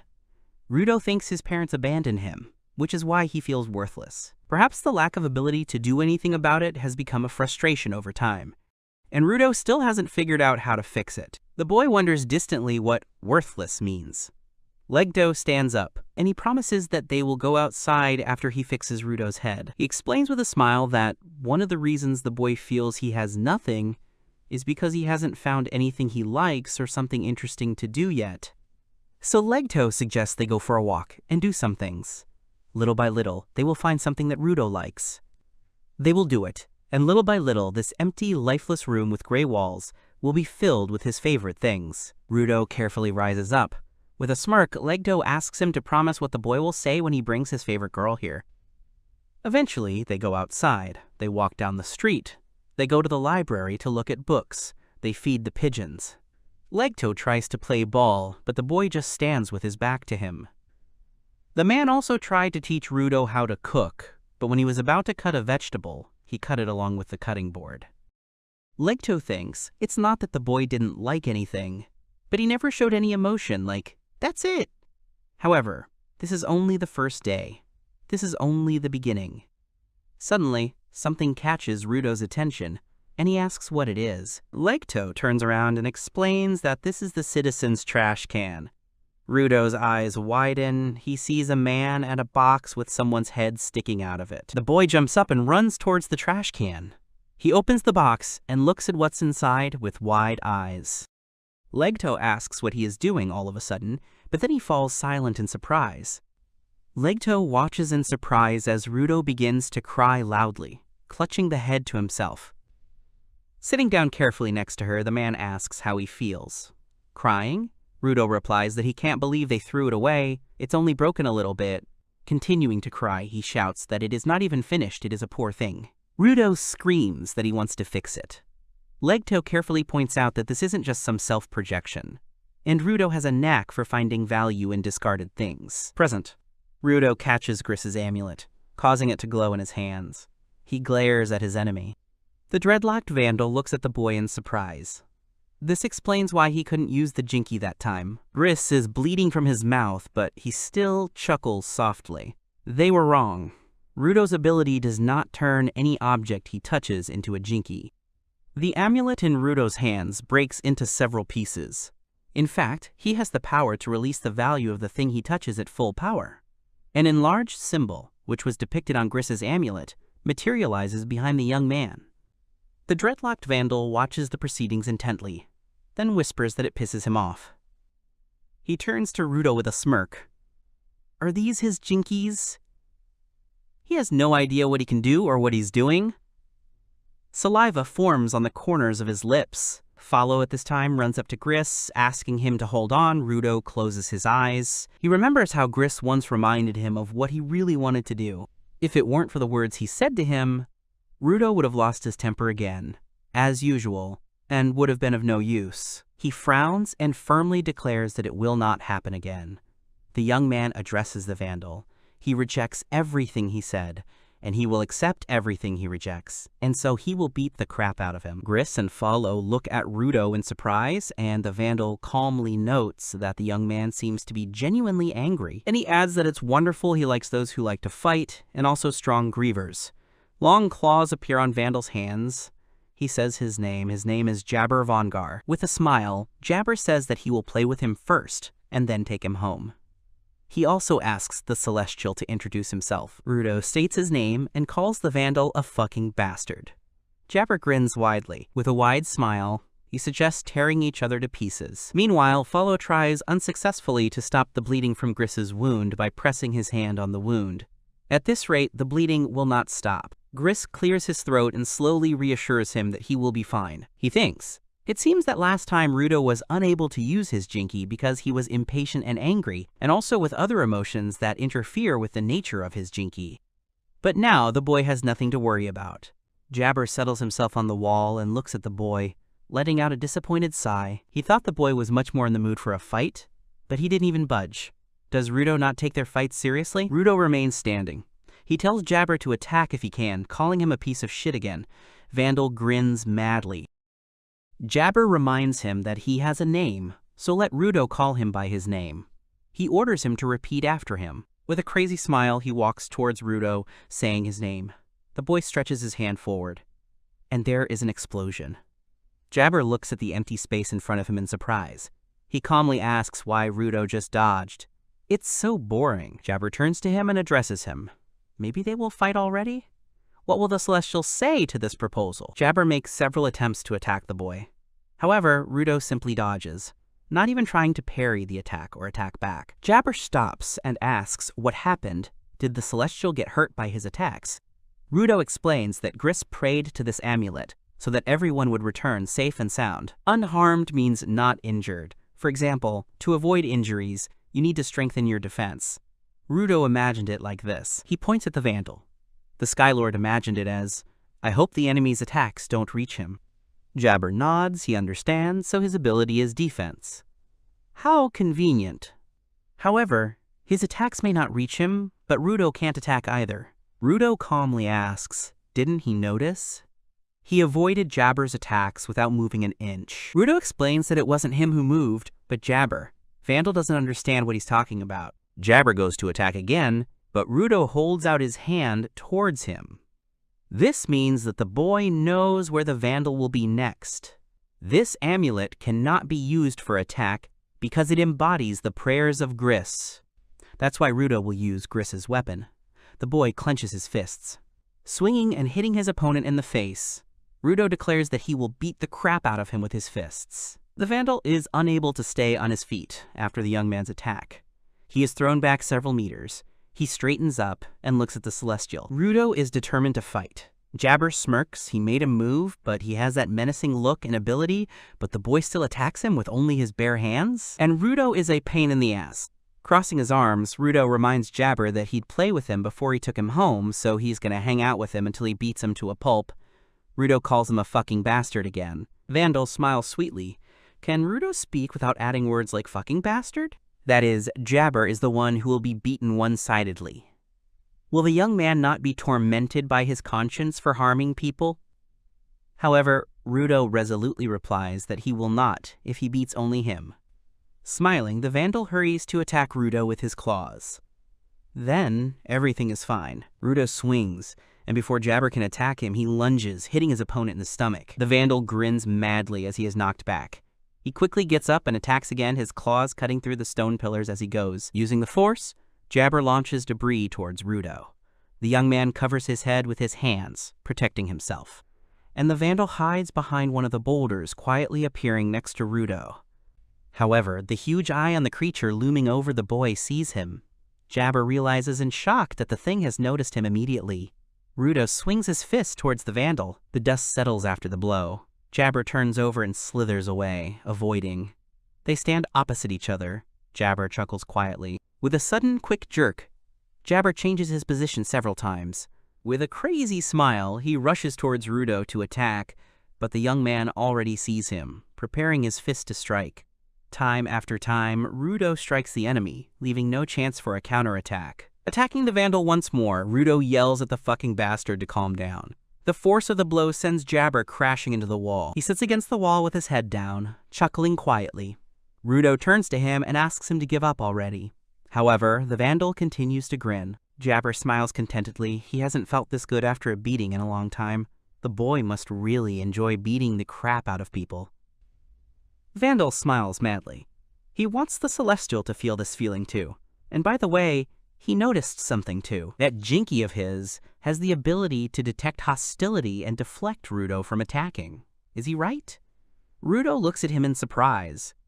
Still smiling madly, Jabber explains that it's because of the debris. He noticed this when he threw debris at Rudo to distract him. The thing didn't react to things that weren't hostile, or rather, hostile intent. Rudo asks, "So what?" Jabber holds out his clawed hands. His Jinky, Mankira, contains a powerful neurotoxin in its right claws. The boy still looks at him questioningly, unsure of what the Vandal means. Vandal chuckles loudly. Rudo looks at his laughing opponent in shock. What is he doing? Jabber admits that it really is a lousy feeling. It hurts quite a bit. He's about to pass out. And if it does pass out, it will make him violently attack the boy. With a satisfied but mad smile, Jabber adds that he wonders if Rudo's Jinky will consider him hostile. He wants to find out soon. And the next moment, the Vandal loses consciousness. Rudo watches the Vandal's lowered head tensely. Suddenly, Jabber raises his head, his eyes filled with rage and madness. His claws grow longer, and in his rage he uses them to destroy the wall behind him. Jabber grins as he is surrounded by flying debris. Rudo watches in shock as the Vandal continues to laugh, sweat dripping down his face. Jabber doubles over, and then he straightens up abruptly, screaming loudly. The Vandal continues to scream loudly, causing Rudo to tense up. He suddenly starts moving towards the young man. Rudo doesn't even notice how the blades of Vandal's Jinky flash in front of his face. However, at the last moment, Rudo manages to dodge. He understands that the Vandal's forces have not gone away. And if they do not get away from here, Gris and the others may come under attack. However, Jabber doesn't let him get away, immediately blocking. He screams, furiously attacking. Rudo throws his hands forward. Looking at the Vandal flying towards him in fear, Rudo realizes that this won't work. He tries to grab his opponent by the wrist and manages to flip the Vandal over himself, sending him flying. Jabber rises up and begins to scream loudly, causing tears to appear in his eyes.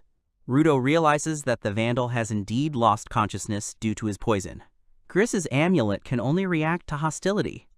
He didn't expect Jabber to break through it so quickly. The Vandal clearly has more experience and is well prepared in every way. Rudo comes to the conclusion that Jabber is simply a masochist. The boy remembers the past, where some boy beat him up and asked why he didn't fight back, calling him a masochist.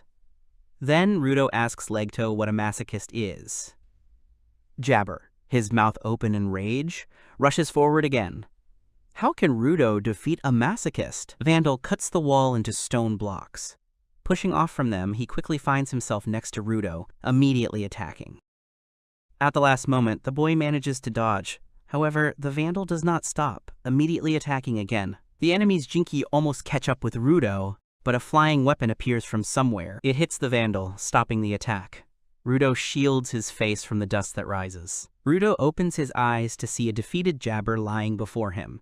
He recognizes the weapon. A voice is heard, noting that this Jinki gave him a truly lousy feeling.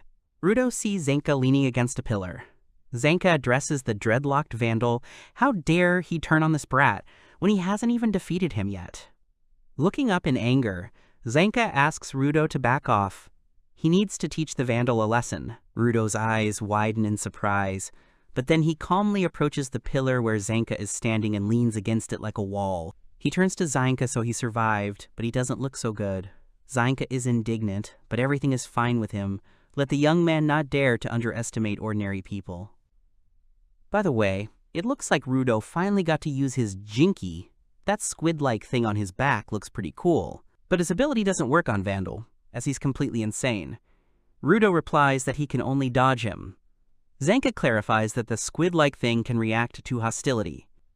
Rudo asks how he knows. Zanka admits that he analyzed his battle to learn how he fights. He is, after all, the one in charge of Rudo's training. Rudo can't attack with his weapon, and Zanka can't move properly because of that dreadlocked idiot. So he turns to Rudo. Zanka asks to be allowed to hit him. Rudo's eyes widen in shock. Zanka explains that he wants to test something. Basically, he'll hit her once, and that's it. The boy tensely pulls away. What the hell is he talking about? Zanka has difficulty moving, but if he attacks him, there is a chance that Rudo's weapon will react and move him. His love rod reaches further than the boy's fists, so Zanka will be able to reach it before Jabber's claws. Rudo clarifies that if nothing works out, everything will fly at him. Zanka asks him not to worry about it. During their conversation, the dreadlocked Vandal finally tries to get up. Zanka sums up that he is already up. Zanka resolutely retreats from the pillar towards the enemy, and the next moment, the pillar near which they were standing is cut by the Vandal's Jinki. They retreat. Zanka takes out her staff and reminds Rudo not to let those claws touch him. Even a small scratch is enough to immobilize the Virich. Zanka grits his teeth. Those claws are really annoying. Rudo remembers his words about not worrying. Zanka just turns away and asks to hit again. Zanka swings his staff, wanting to hit him hard. The young man's eyes widen in fear, and the amulet immediately notices the attack. I throw Zanku aside, and he immediately takes out his staff to strike the Vandal in the stomach. Jabber falls to the ground from the impact, causing everyone to freeze in confusion. Rudo's eyes widen in fear, tensely asking, did Zanka just hit him with real hostility? Zanka awkwardly waves it off and denies it. He never thought that this thing would actually work. Anyway, it was a test, he was just testing it. At least Zanka found a way to deal with the Vandal. The janitor stands behind the boy and suggests hitting him harder. He swings his staff, at which time Jabber comes to his senses.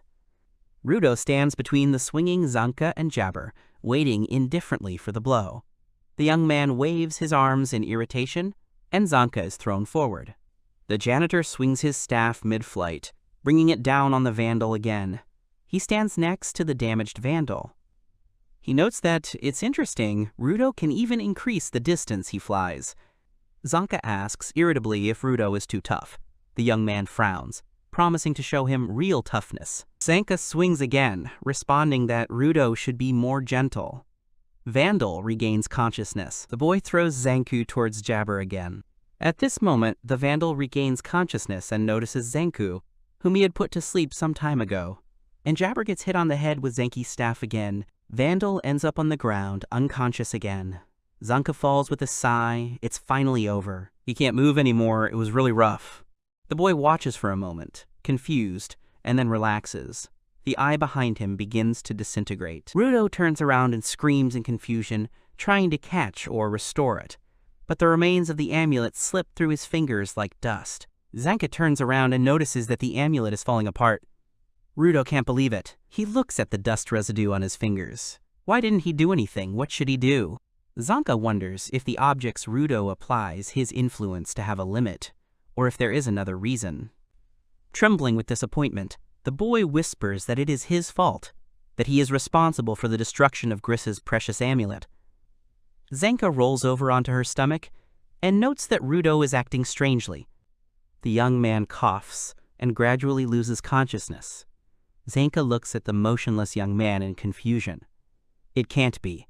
When did Rudo manage to touch him with his claw? At this time, Jabber regains consciousness. Zanka notices this. Vandal stabs himself with his claws and jumps up. They had been playing for a long time. Jabber isn't quite sure what happened, but he seems to have done well while he was unconscious. Zanka, dumbfounded, asks how he can still stand. They hit him so many times. Jabber sits down next to the prone Zanka and explains that it's his left claws. Zanka asks incredulously, do they really have the ability to heal? Vandal laughs. Of course not, he's wrong. Jabber's left claws don't heal anything. He'll tell Zanka straight up, if you calculate the right amount of poison in them, they make all his pain go away. However, if you overdo it, it can become a serious problem. So usually the Vandal uses it on people he wants to really kill. He didn't think he'd screw up that badly, though. It was all thanks to Zanka and Rudo. Jabber was so used to the poison he gave Zanka that it only knocked him out for 10 minutes. But in Zanka's case, the poison lasted for about half an hour. So he'd give Zanka another shot. Zanka freezes from the poison. Jabber explains that if he does not achieve his original goal, he will be scolded again. Vandal approaches Rudo. Sitting down next to him, he thanks him for waiting and asks him to come with him. Jabber picks up the boy and places him on his shoulder. He waves to Zanka, indicating that they will see each other again, and disappears into the darkness. Zanka tries to get up despite the poison. Jabber remembers he forgot about the other two, but then waves it off. Someone will pick them up anyway. Vandal reaches the hole in the ceiling and heads outside. Rudo, hanging on his shoulder, can't move. He remembers Griss and again begins to blame himself for what happened. A happy Jabber jumps out of a hole in the ceiling. He lands and doesn't understand how he ended up outside. The Vandal should have been inside the building. Jabber runs forward, but Rui notices him. She has finally found him. An umbrella flies into the Vandal's stomach, and the force of the impact causes him to fly back. Injin notes, wow, they've got a cheeky, pathetic Vandal in here. Looks like this place needs some serious cleaning. Behind Injin stands a crowd of other cleaners. Injin and his team stand in front of the dreadlocked Vandal. His gaze casts downwards thoughtfully. He looks at the hole Jabber came out of. It goes pretty deep under this building. And because it's that deep, their communication chokers don't work. Setting a trap in a place where they can't call for help is pretty typical of villains. If these guys hadn't found a phone near the city and asked for help, the other cleaners wouldn't have known. The girl turns to Injin that Griss and the others must still be down there. Injin asks her not to worry, they are not weaklings. He asks her to take the boys and go help. Jabber smiles madly at the sight of so many strong people. He is so beaten and they look at him like trash. This excites the Vandal. The cleaners look at him skeptically. Injin asks Rudo if this is the guy they've been fighting all this time. He looks crazy. Ryu notes that Rudo looks better than she thought. The boy with the scar is skeptical that he can barely breathe. The man is filled with rage at how the Vandal dared to do this to his comrades. Injin tells the man to shut up. Well, he has a lot of questions for the Vandal, but the Vandal shouldn't think he can easily go back to his hole after messing with the cleaners. Jabber starts to whine that everything is bad. He needs to escape or he will lose his freedom. He needs an escape plan. But then he reminds the cleaners that he has orders too. He has a mission to capture this Celestial. Jabber wants to escape so badly, but he doesn't care if he can't win and ends up dead.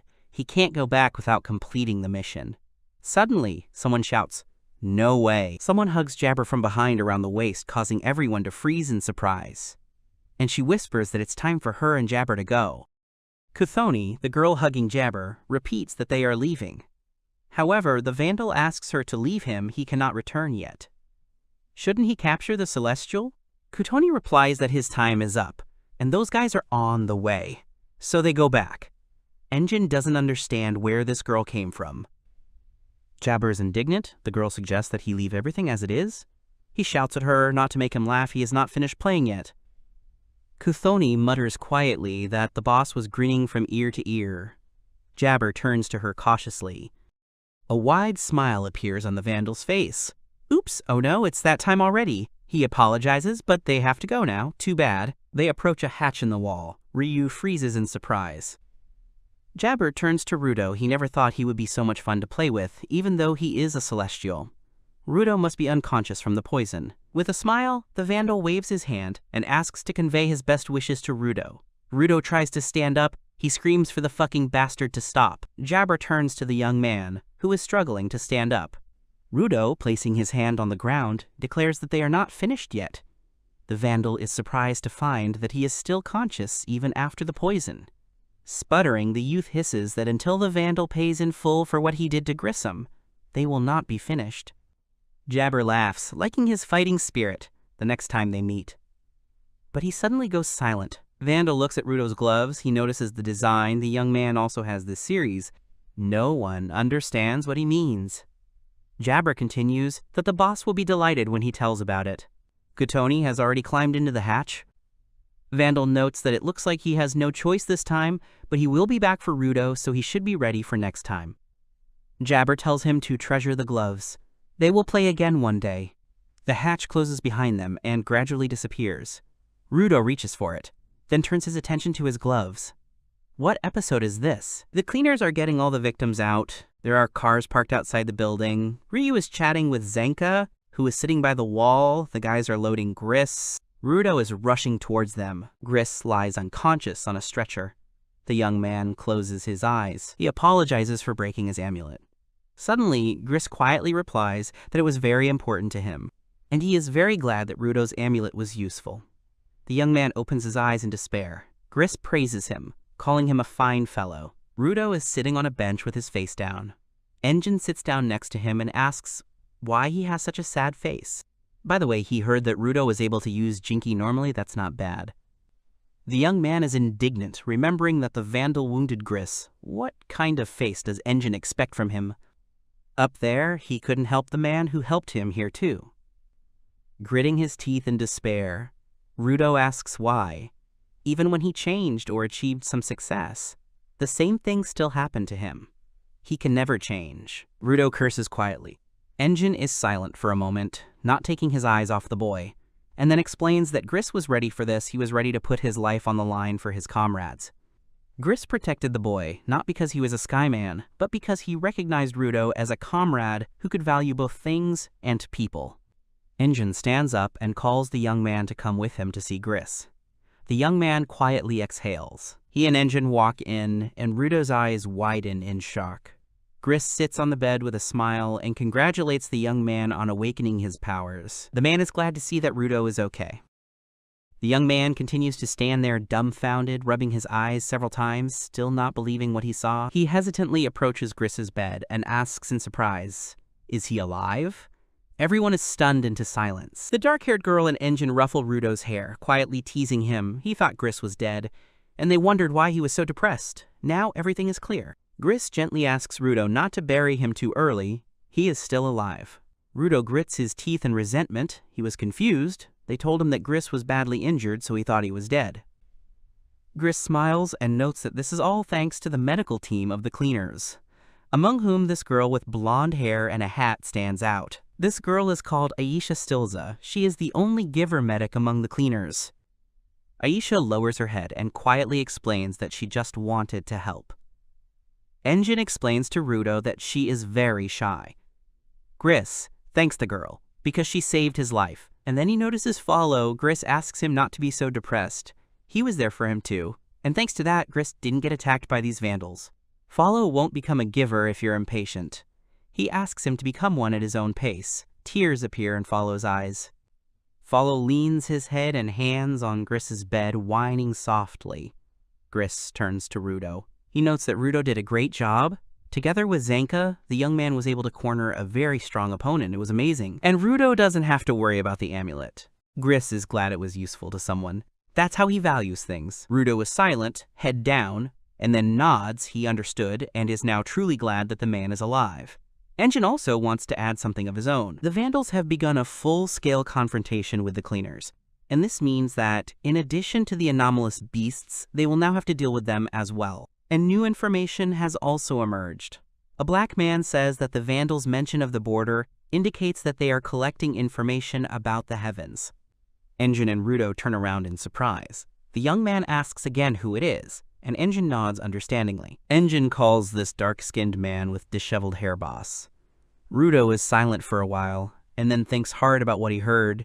Engine called this man boss. Is it really him? Is this really the boss of the cleaners? The man approaches Rudo, pleased to meet him. He apologizes for not being here on the boys' first day. The boss introduces himself. His name is Corvus, Alha Corvus. In case Rudo hasn't figured it out yet, he is the boss of the cleaners. If Corvus is not mistaken, Rudo wants to know how to get back up. That's why he's here, the young man awkwardly confirms. The boss honestly admits that he was surprised that Rudo came here just for information. They don't like people like that here. However, Rudo quickly earned the trust of his comrades. He protected them, risking his life. And the young man has a power that can be very useful to the cleaners. Corvus has no objections. He asks to be allowed to formally greet Rudo as a janitor. The young man's eyes widen in surprise. The boss asks to come into his office. He has prepared a uniform and information for Rudo. In the office, Corvus explains that the border is what lies between heaven and the underworld. Those who tried to get to heaven died trying to cross this border. At least, that's what they say. The boss remembers that there is one very interesting story. In the Forbidden Zone, which was rumored to be very close to the border, there was a certain woman. It seems that this woman helped travelers who wandered into the Forbidden Zone. One day, a traveler asked her why she lived in such a place, and the woman gave an answer. She admits that she watches people coming down from above. This woman lived there for many years. Then she said that there is someone who can go up and down and not die. Corvus explains that perhaps this woman knows someone who can cross the border. That is, if they find the person she saw through this woman, they will be able to understand how to get up. And they will also be able to find out why Rudo did not die in the fall. Of course, the boss warns that it is very dangerous to go there, so it is up to Rudo to decide whether to visit this place or not. The young man grits his teeth and resolutely replies that of course he is going there. Corvus smiles. An Engine enters the office. He notes with a smile that Rudo is wearing a cleaner's uniform, and adds that Rudo looks very good. There is darkness all around. A drop of sweat falls from Zanka's face. He stares tensely at something dark coming out of the door. 6 hours ago. Follow squeezes Rudo in his arms, who is trying to break away. Follow reminds him that they are not going to meet the woman from the Forbidden Zone today. The dark-haired man is shaking slightly from the tension. Rudo turned out to be quite strong. Rudo furiously shouts that she can give a clue how to return to heaven. He will not stop. Follow tries to calm him down. He knows everything, but it is still her time. Engine appears nearby, who sternly asks Rudo to stop this already.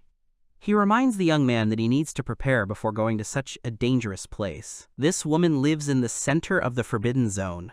Rudo is going to go there even after gathering her information and learning his power? He wants to die? Rudo asks cautiously, without having studied his power. Engine explains that it's great that he was able to learn how to use his power, but he doesn't even know its limits or its weaknesses. Both Rudo and Engine need to know this. Rudo asks if Engine is going to come with him. The man immediately replies that, of course, going into the forbidden area alone is pure suicide. Rudo mentally notes that Engine hasn't already gone there alone. Besides, the cleaners destroy the abnormal beast while gathering information about them, so going into the forbidden area would be useful to them. Engine reminds them that they should beware of vandals. Rudo thinks about it and asks how people like vandals can be givers. Engine turns to him and replies that not all people are good and not all people care about things. Even those who seem kind can be mean to things, and those who seem evil can have things that are important to them. No matter if you are good or bad, anyone can become a giver. However, there are people who look down on givers, calling them dependents. Engine thinks it is strange for them to have someone so obsessed with a thing. Rudo thinks, for some reason he decided that bad people can't take care of their things. It's a shame for such thoughts. But then he mentally adds that he will not allow vandals to do whatever they want. Engine goes ahead, one way or another. Today he asks the young man to rest. He is sure that Rudo has run enough for today. A dark corridor. The walls are covered in various graffiti. There are some symbols painted on the dark door, and Rudo is lying on a simple bed inside. He lies in his uniform, staring at the ceiling without sleep. Engine told him to rest, but how can he do that? Rudo can't sleep properly. He wants to go to the dump. Suddenly, the door to his room swings open, and Ryu stands in the doorway in a pompous pose. She addresses the young man, who quickly sits up on the bed. With a smile, Ryu offers to show the entire Rudo headquarters. The young man trembles slightly, frightened. They go out into the corridor. Ryu shows the rooms in order. First, the gym with various sports equipment. Then, the dining room. And the bathroom. Ryu explains that it's a bit run down, but it's spacious. Rudo turns his head cautiously. There's so much here compared to what he had upstairs. The girl asks what his life was like up there. Rudo remembers looking at the scenery with leg toe, looking for trash, being bullied. Ryu smiles and remarks, "So there are bullies up there too." She asks him not to worry, there are bullies up here too. The boy is silent for a while after her words. She asks what food he usually eats.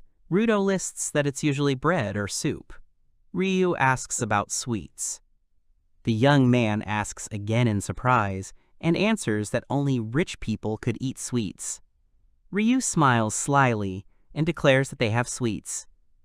They approach a tall door. Rudo looks at the assortment with admiration. There are people here who are called food sellers. Even the cleaners constantly buy from them. They notice Engine, he asks, did they come here to eat sweets? Ryu nods. Rudo has never eaten them. Engine turns to the boy, who continues to stare at the plate of sweets with delight. He doesn't know what it's like up there, but sweets are much more popular here than drugs. It would be scary if he got hooked on them. Rudo continues to stare at the sweets in disbelief. So much food for the rich. Engine explains that the pollution makes it hard to grow plants here, but there are some givers among the food vendors who specialize in cooking. Perhaps that is the reason why they have so many more sweets than up there. Ryu watches Rudo with a smile and asks him to try it. The boy takes one of the sweets and puts it in his mouth. He is silent for a while, and then stars seem to light up around him. The young man screams loudly. "What is this? It's so delicious!" Rudo starts eating what's on the plate faster, unable to stop. Ryu smiles awkwardly. He pounced on them faster than she expected. Engine is worried that Rudo is hooked. As he continues to eat the sweets, Rudo thinks that he has never eaten anything so delicious. He can't stop. Suddenly, a voice is heard, noting that if Rudo eats too much, he will get fat. Engine is surprised to see the owner of the voice, and Rudo looks up, his mouth full of sweets. It's the janitor with a pacifier in his mouth. He and Rudo look at each other for a moment. Speechless, Rudo continues to chew, wondering what's wrong with this cleaner. Has he come for sweets?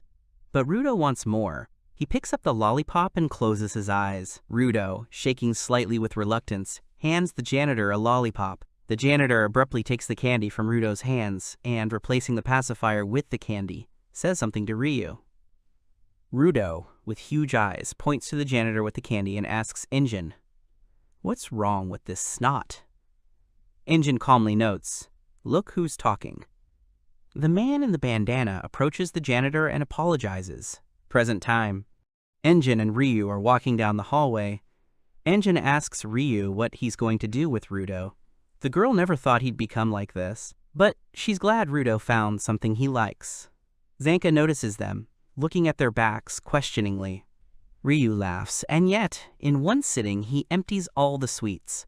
Zanka wonders if Rudo has done something again. The boy walks down the dark corridor, turns the corner and freezes when he sees something dark appear from the door.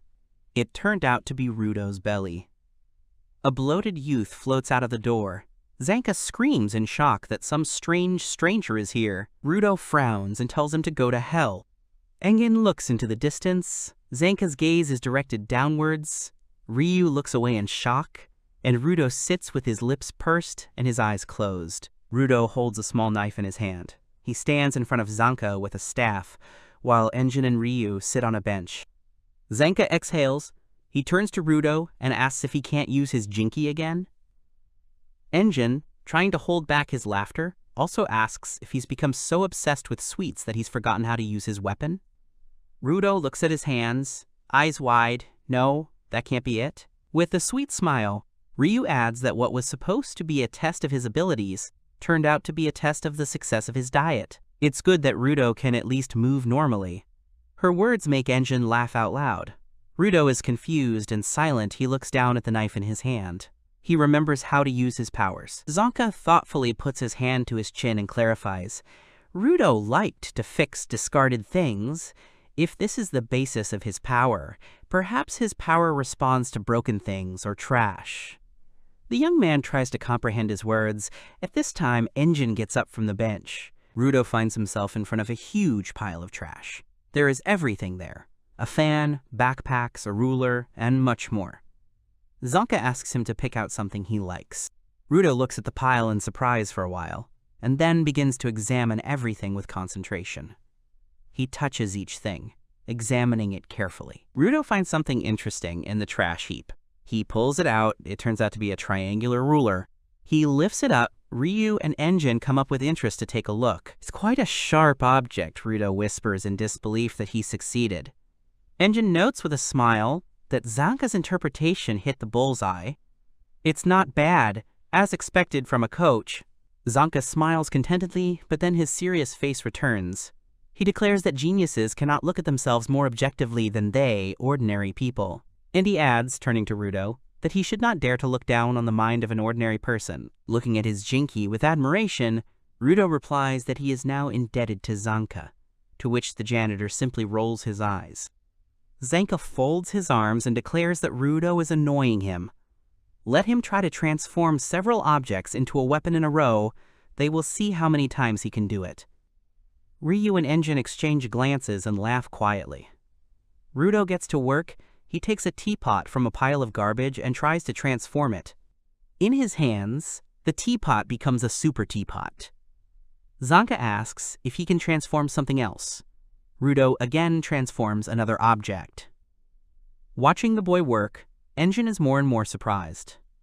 His mentor asks if he can still do it. How much power is in the boy? Suddenly, Rudo's nose starts bleeding and he falls to his knees in exhaustion, causing Zanku to cry out in fear. Engine comments that he used Jinky several times in a row and his nose started bleeding. The quality of his Jinky gloves is excellent, but the same cannot be said about his body, apparently. The young man carefully turns his head towards the speaking engine and asks about the quality. Engine explains that the more time he spends taking care of an object, the better it will be as a Jinky. They call this quality improvement. The better the quality, the greater the power. But quality is not the only factor that affects its strength in battle. It is also affected by the user's experience and mindset. In short, Engine concludes, both are important. Zanka is silent, thinking, having a dialogue with himself. If Rudo has been taking care of them since he was a child, then the quality of his gloves is probably good, but should it really affect the body so much? Is it somehow related to his series? Rudo thinks about Engine's words, and then, remembering Griss's amulet and other things, asks, then why do the things he turns into weapons eventually fall apart? The things he transformed just now didn't break. Even if Rudo changed their shape, it seemed like they had a limit. Ryu suggests that maybe they just don't have any regrets anymore, since Rudo has the ability to release the value of things that people break and throw away. Thus, Ryu explains, when Rudo uses them again, these things eventually fulfill their function completely. This is quite unusual, Zanka comments thoughtfully, and indeed, when the battle came to an end and Rudo relaxed, his weapon was destroyed. Engine also thinks about it. He suggests that this is also part of Rudo's ability. The boy releases the value of trash and broken things, absorbing them so that they can fully fulfill their function. Engine thinks that Ryu is right. Rudo did not destroy Griss's amulet, or any of the items he turned into weapons. He simply exhausted the value of the things that was still left in them to the very end. Rudo looks down at his gloves thoughtfully. I see. So this ability doesn't destroy things. Ryu asks a question. What does it mean that these gloves of his are from a series? Rudo himself does not know, so he wonders if this means that there are others like them. Why did Legto have them? Ryu explains that perhaps these gloves have a name. Rudo asks in surprise, what is the name of the gloves? Ryu nods. Usually he gives names to things that are important to him. For example, the Jinky of the cleaners also have names. The name of Ryu's scissors is Reaper. Enjin's umbrella is called Destroyer. And Zanka's stick is called Love Rod. Rudo is confused and says he never even thought about it. Ryu points out that he should give them a proper name. Another location, a dilapidated building. Jabber and Kubani approach a door lit only by a lamp above. It turns out to be the boss's room. They report that they are back, cautiously approaching. Jabber and Kubani look at their boss, who mumbles something. Cleaners, City of Arts, Deserted Altar, Jinky, Series Keeper, and finally he says the name Rudo. In the bathroom, the young man decides to wash his gloves. Frowning in pain, Rudo dips his injured hands into the water to rinse them, then exhales. He wipes his gloves with a towel as he enters the room. His eyes widen in surprise when he spots Ria on his bed. She comments that he woke up too early. The girl yawns. It's only 4 a.m. and they're not leaving until tomorrow. Rudo's face contorts with a large number of emotions. He asks hesitantly why Ryu is in his room now, how long has she been lying here, and how did she even get in here? Ryu explains that her room is right above his room. She heard some moans and got worried, so she just climbed in through the window. The boy nods awkwardly. But why is she on his bed? She turns to him and asks, "Is it his hands?" Rudo looks down at his cut hands and answers, "Honestly, they don't hurt much if he wears gloves, but he has to wash them every now and then." Ryu notes that his hands look really bad. What's wrong with them? Burns? That doesn't look like them, though. Rudo replies that if she wants to find out what it is, she'll have to ask his fucking parents. Ryu sits up on the bed. The parents give them everything, both good and bad. The girl gets up and leaves the room, leaving Rudo alone in the deserted room. There is a noise. Hearing a cacophony of different sounds, Gris and Injin cautiously peer through the half-open door. A young man is sitting at the table, writing something and shouting loudly. The men understand that this will take a long time. They go to the secretary. The boss says that while Rudo's full defense is being prepared, he will begin making final preparations. Rudo turns to Injin suspiciously. The man explains that full protection is what they, the cleaners, wear when they go into restricted areas. Like this helmet he was wearing when they first met in the restricted area. Rudo remembers it. They have their own craftsmen for that. They even make clothes for them. But if Injin puts a deadline on them, they start putting everything off until the last minute and do nothing, so he lets them work at their own pace. Zanka frowns. He always rushed them, so he was scolded. The boss explains that until they finish, Rudo, in simple terms, will go get a good luck charm. The secretary notes that you never know what might happen in the restricted area. Sometimes you might step on trash, and then suddenly, boom, people dying from anomalous beasts is quite common. In order to minimize the possibility of this happening, she uses the ability of certain Giverums. More specifically, she wants them to draw something for her. Rudo clarifies in surprise. Boss said that they can do whatever they want, so they come to the cleaners every now and then to draw, but she hasn't seen them in a long time. They must be too busy. Injin notes with displeasure that, if they were here, he wouldn't have to go there every time. Rudo turns his head towards Enjin and asks, "So where are they heading now?" Enjin grins. They're heading to Graffiti Canvas Town. Rudo will also be accompanied by several cleaners in his search for the woman from the restricted area. There are 7 of these cleaners, including Ryu, Folo, Zanka, and Gris. Of the fighters with him will be Zanka, Ryu, and Enjin. Of the guards, Delmon and Tamsi. And their support, Gris, Folo, and Tummy-Tum. They usually bring a group of 5 support members with them, but since they are going into a restricted area, they should bring more givers than support members without abilities. Suddenly, one of the cleaners, the biggest man, Delman, speaks loudly to Rudo. He heard his life story. What horrors the boy went through. Delman will never forgive those who do such terrible things to his comrades. He likes people who have passion. Therefore, in Delman's opinion, Rudo should also be a guard. Suddenly, this cleaner is asked to stop. It's Tamsi. He hugs Rudo and explains to Delmon that he was brought here by Injin, so now he is among the fighters. Tamsi turns to the young man and asks for forgiveness. Despite his appearance, Delman is a good person. Tamsi smiles and adds that he, too, loves passionate people. Engine chimes in, well, since he's here, why shouldn't everyone hear how passionate Delmon is? As Delmon clears his throat, Zanka quickly covers her ears with her hands, and Rudo freezes in confusion. Delmon clears his throat again and screams loudly. They are heading to Canvas Town. He continues to shout. They have a difficult road ahead. However, they must not give up. Why? Because they are cleaners. The cleaners exclaim in support after his words. Rudo looks at Delmon dumbfounded, clearly shocked by this passion. The cleaners also shout back, supporting Delmon. All together they ride in an SUV. In front of the city there is graffiti. A young man shakes a can of paint and continues to draw patterns on the wall together with his partner. An SUV flies past a guy standing on a stepladder and drawing something on the wall. The young man almost falls from the height. He looks indignantly towards the car. Another young man shouts after him that the driver should watch where he is going. He almost hit him, and then he curses in response to the apologies coming from the car. The SUV races through the deserted area. Rudo looks at what lies ahead in surprise. They drive up to the city and get out of the car. Rudo continues to look around, confused. He carefully asks, are all the cities here shaped like this? Tamsi explains that most large cities are domed. This protects them from whatever is thrown from the sky. What was thrown? Rudo's eyes widened in understanding. Tamsi confirmed his guess. Yes, it was the garbage thrown from the sky. Many people, unable to live in cities and forced to live in the open, were killed by the garbage rain. The cleaner tells Rudo not to worry. It is the fault of those who allowed this to happen. In the distance, near the gate, a man is quietly cursing. The second man asks what he is doing.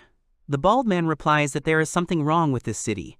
The door is wide open, but he still can't get in. They both try to go through again, but are met by an invisible wall. What the hell is going on? However, the next moment they notice Engine and Delmon calmly walking inside. Rudo's eyes widen in surprise. An Engine turns around and addresses him. It's okay, he can come in too. Engine explains that the boy can enter the city without any problems, as long as he doesn't have any strange intentions. They enter a city full of various signs and graffiti. There are drawings everywhere. Ryu notes that this place never ceases to amaze her. Down here, there are many who like to draw here and there, but not everyone likes it. That's why Canvas Town was built, so that everyone could freely draw wherever they want. Zanka adds that there are more and more drawings here every time.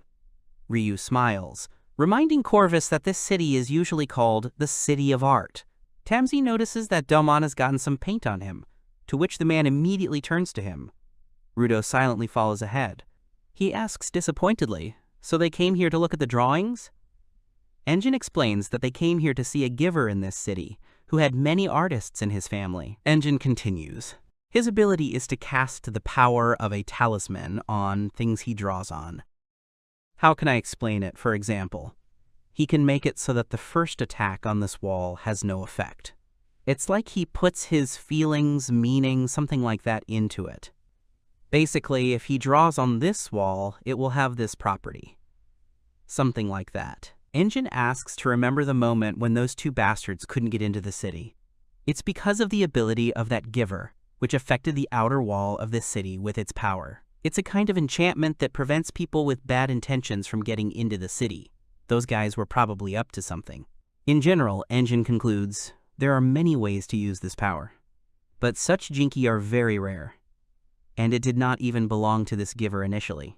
This jinki is passed down from generation to generation. Suddenly, someone hits Engine in the stomach and falls to the ground. He asks if the person is okay. It turns out to be a little crying girl with blonde pigtails. All the cleaners stare at her in shock. She sobs, wiping away tears, and runs past Engine. Everyone freezes in silence. Ryu accuses Engine of making the girl cry. The man turns around indignantly at her words. The girl repeats that he made her cry. Engine tries to justify himself again.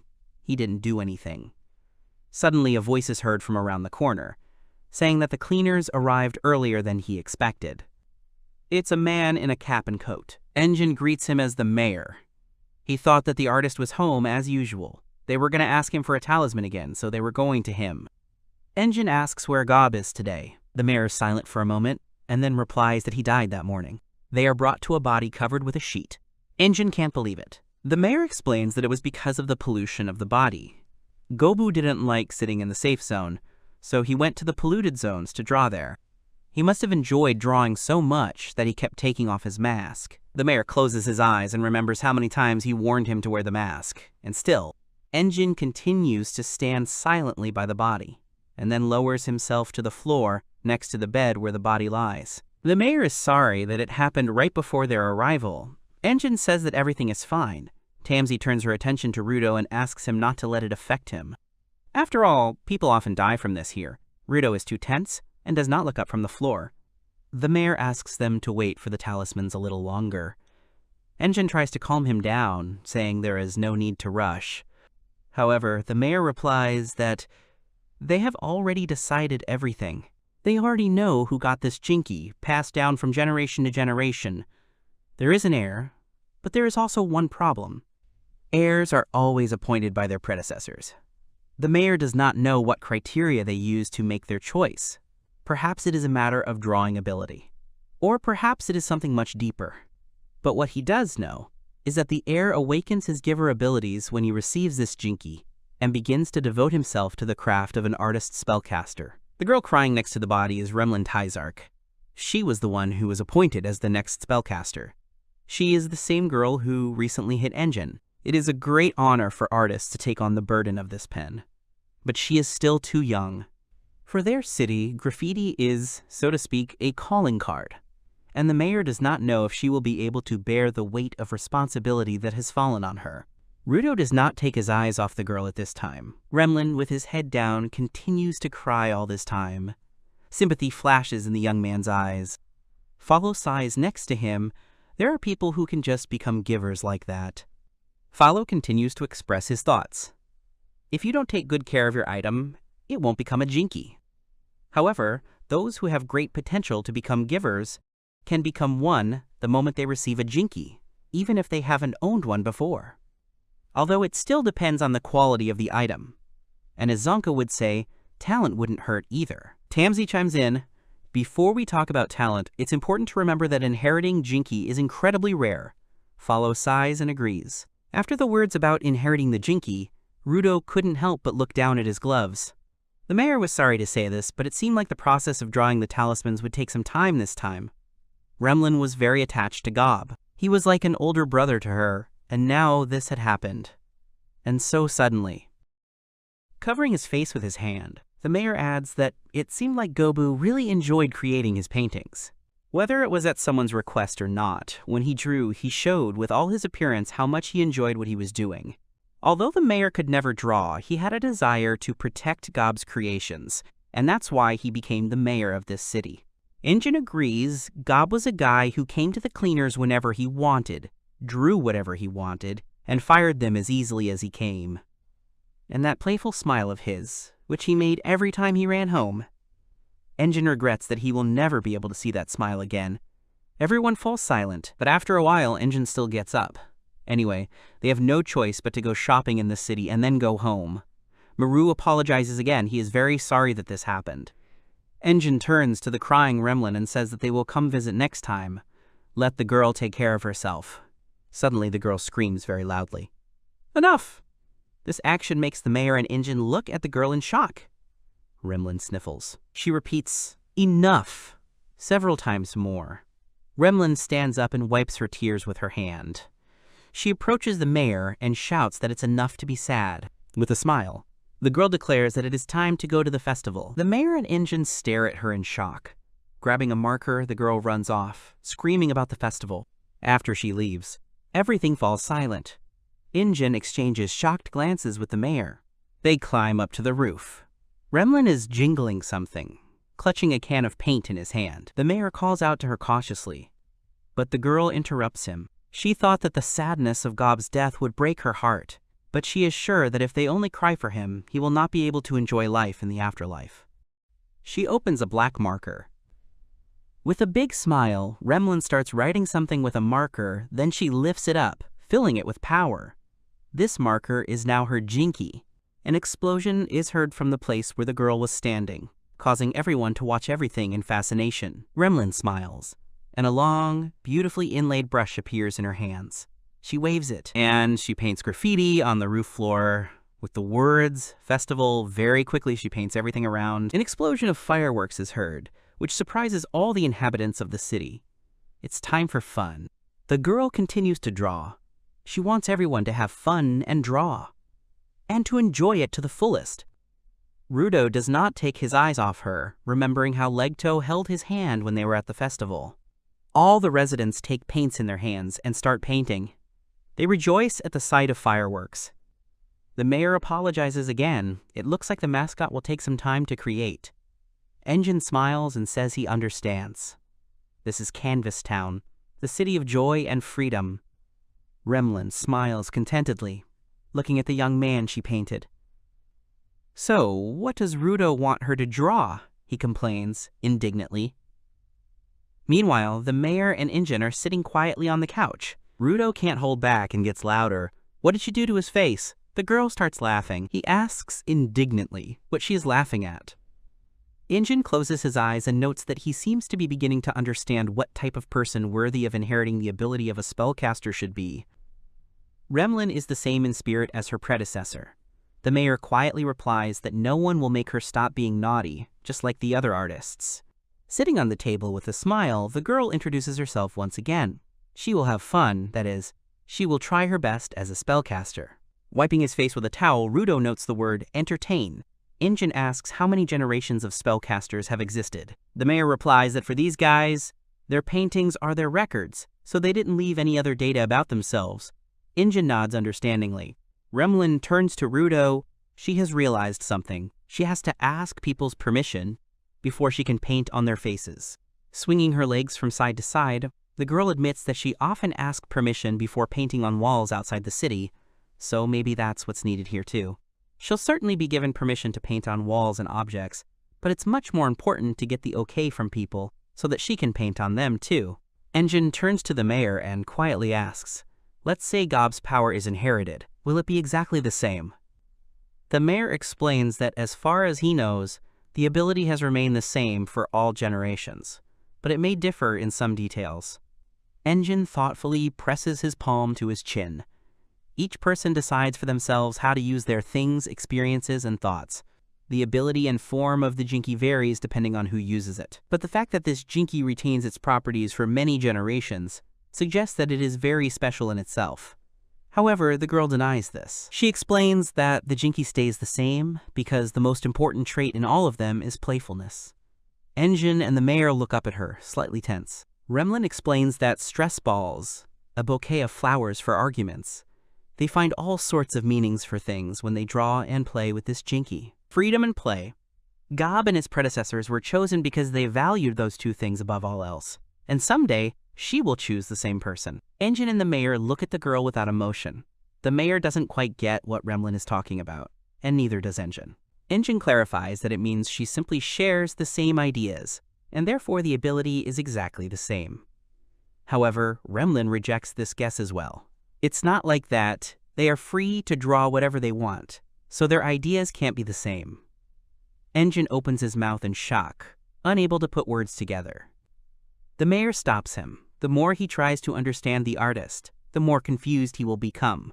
Rudo mentally notes that Engine is already going crazy. The boy takes off his jacket. He needs her to draw a talisman that says reduce heavy damage once. She has to draw it on his body. Remlin smiles broadly. Request received. She raises her hand with the marker. It transforms into a tattoo machine. Engine immediately stops her. Does she want to give him a tattoo? The mayor asks her to take it more seriously. He suddenly freezes. When she transformed the Jinky, it looked like a brush. But what shape is it in now? Remlin explains that when she thought about giving Rudo a tattoo, the Jinky transformed into this. She wants to use different tools. Engine exclaims in surprise, really? In addition to casting spells, she also has the ability to materialize any drawing tool. How many surprises there are in the girl? Zanka, standing at the entrance, looks around warily, hearing loud voices. Remlin closes her eyes. Okay, she won't tattoo Rudo. It's time for her to get serious. She clears her throat and smiles at Rudo. Could she draw graffiti, a talisman, on his body? The mayor hangs his head in despair, while Engine states that at least he can't say he doesn't like the girl, and Rudo realizes that she's not learning anything. They leave the city. The young man has a talisman on his back, covered by a jacket. Engine thanks the mayor for the service he has rendered. He waves his hand, no thanks. He apologizes again for causing them so much trouble. Engine notes that Remlin clearly had a hard time drawing the talismans for the 9 of them. He looks at the tired girl and praises her.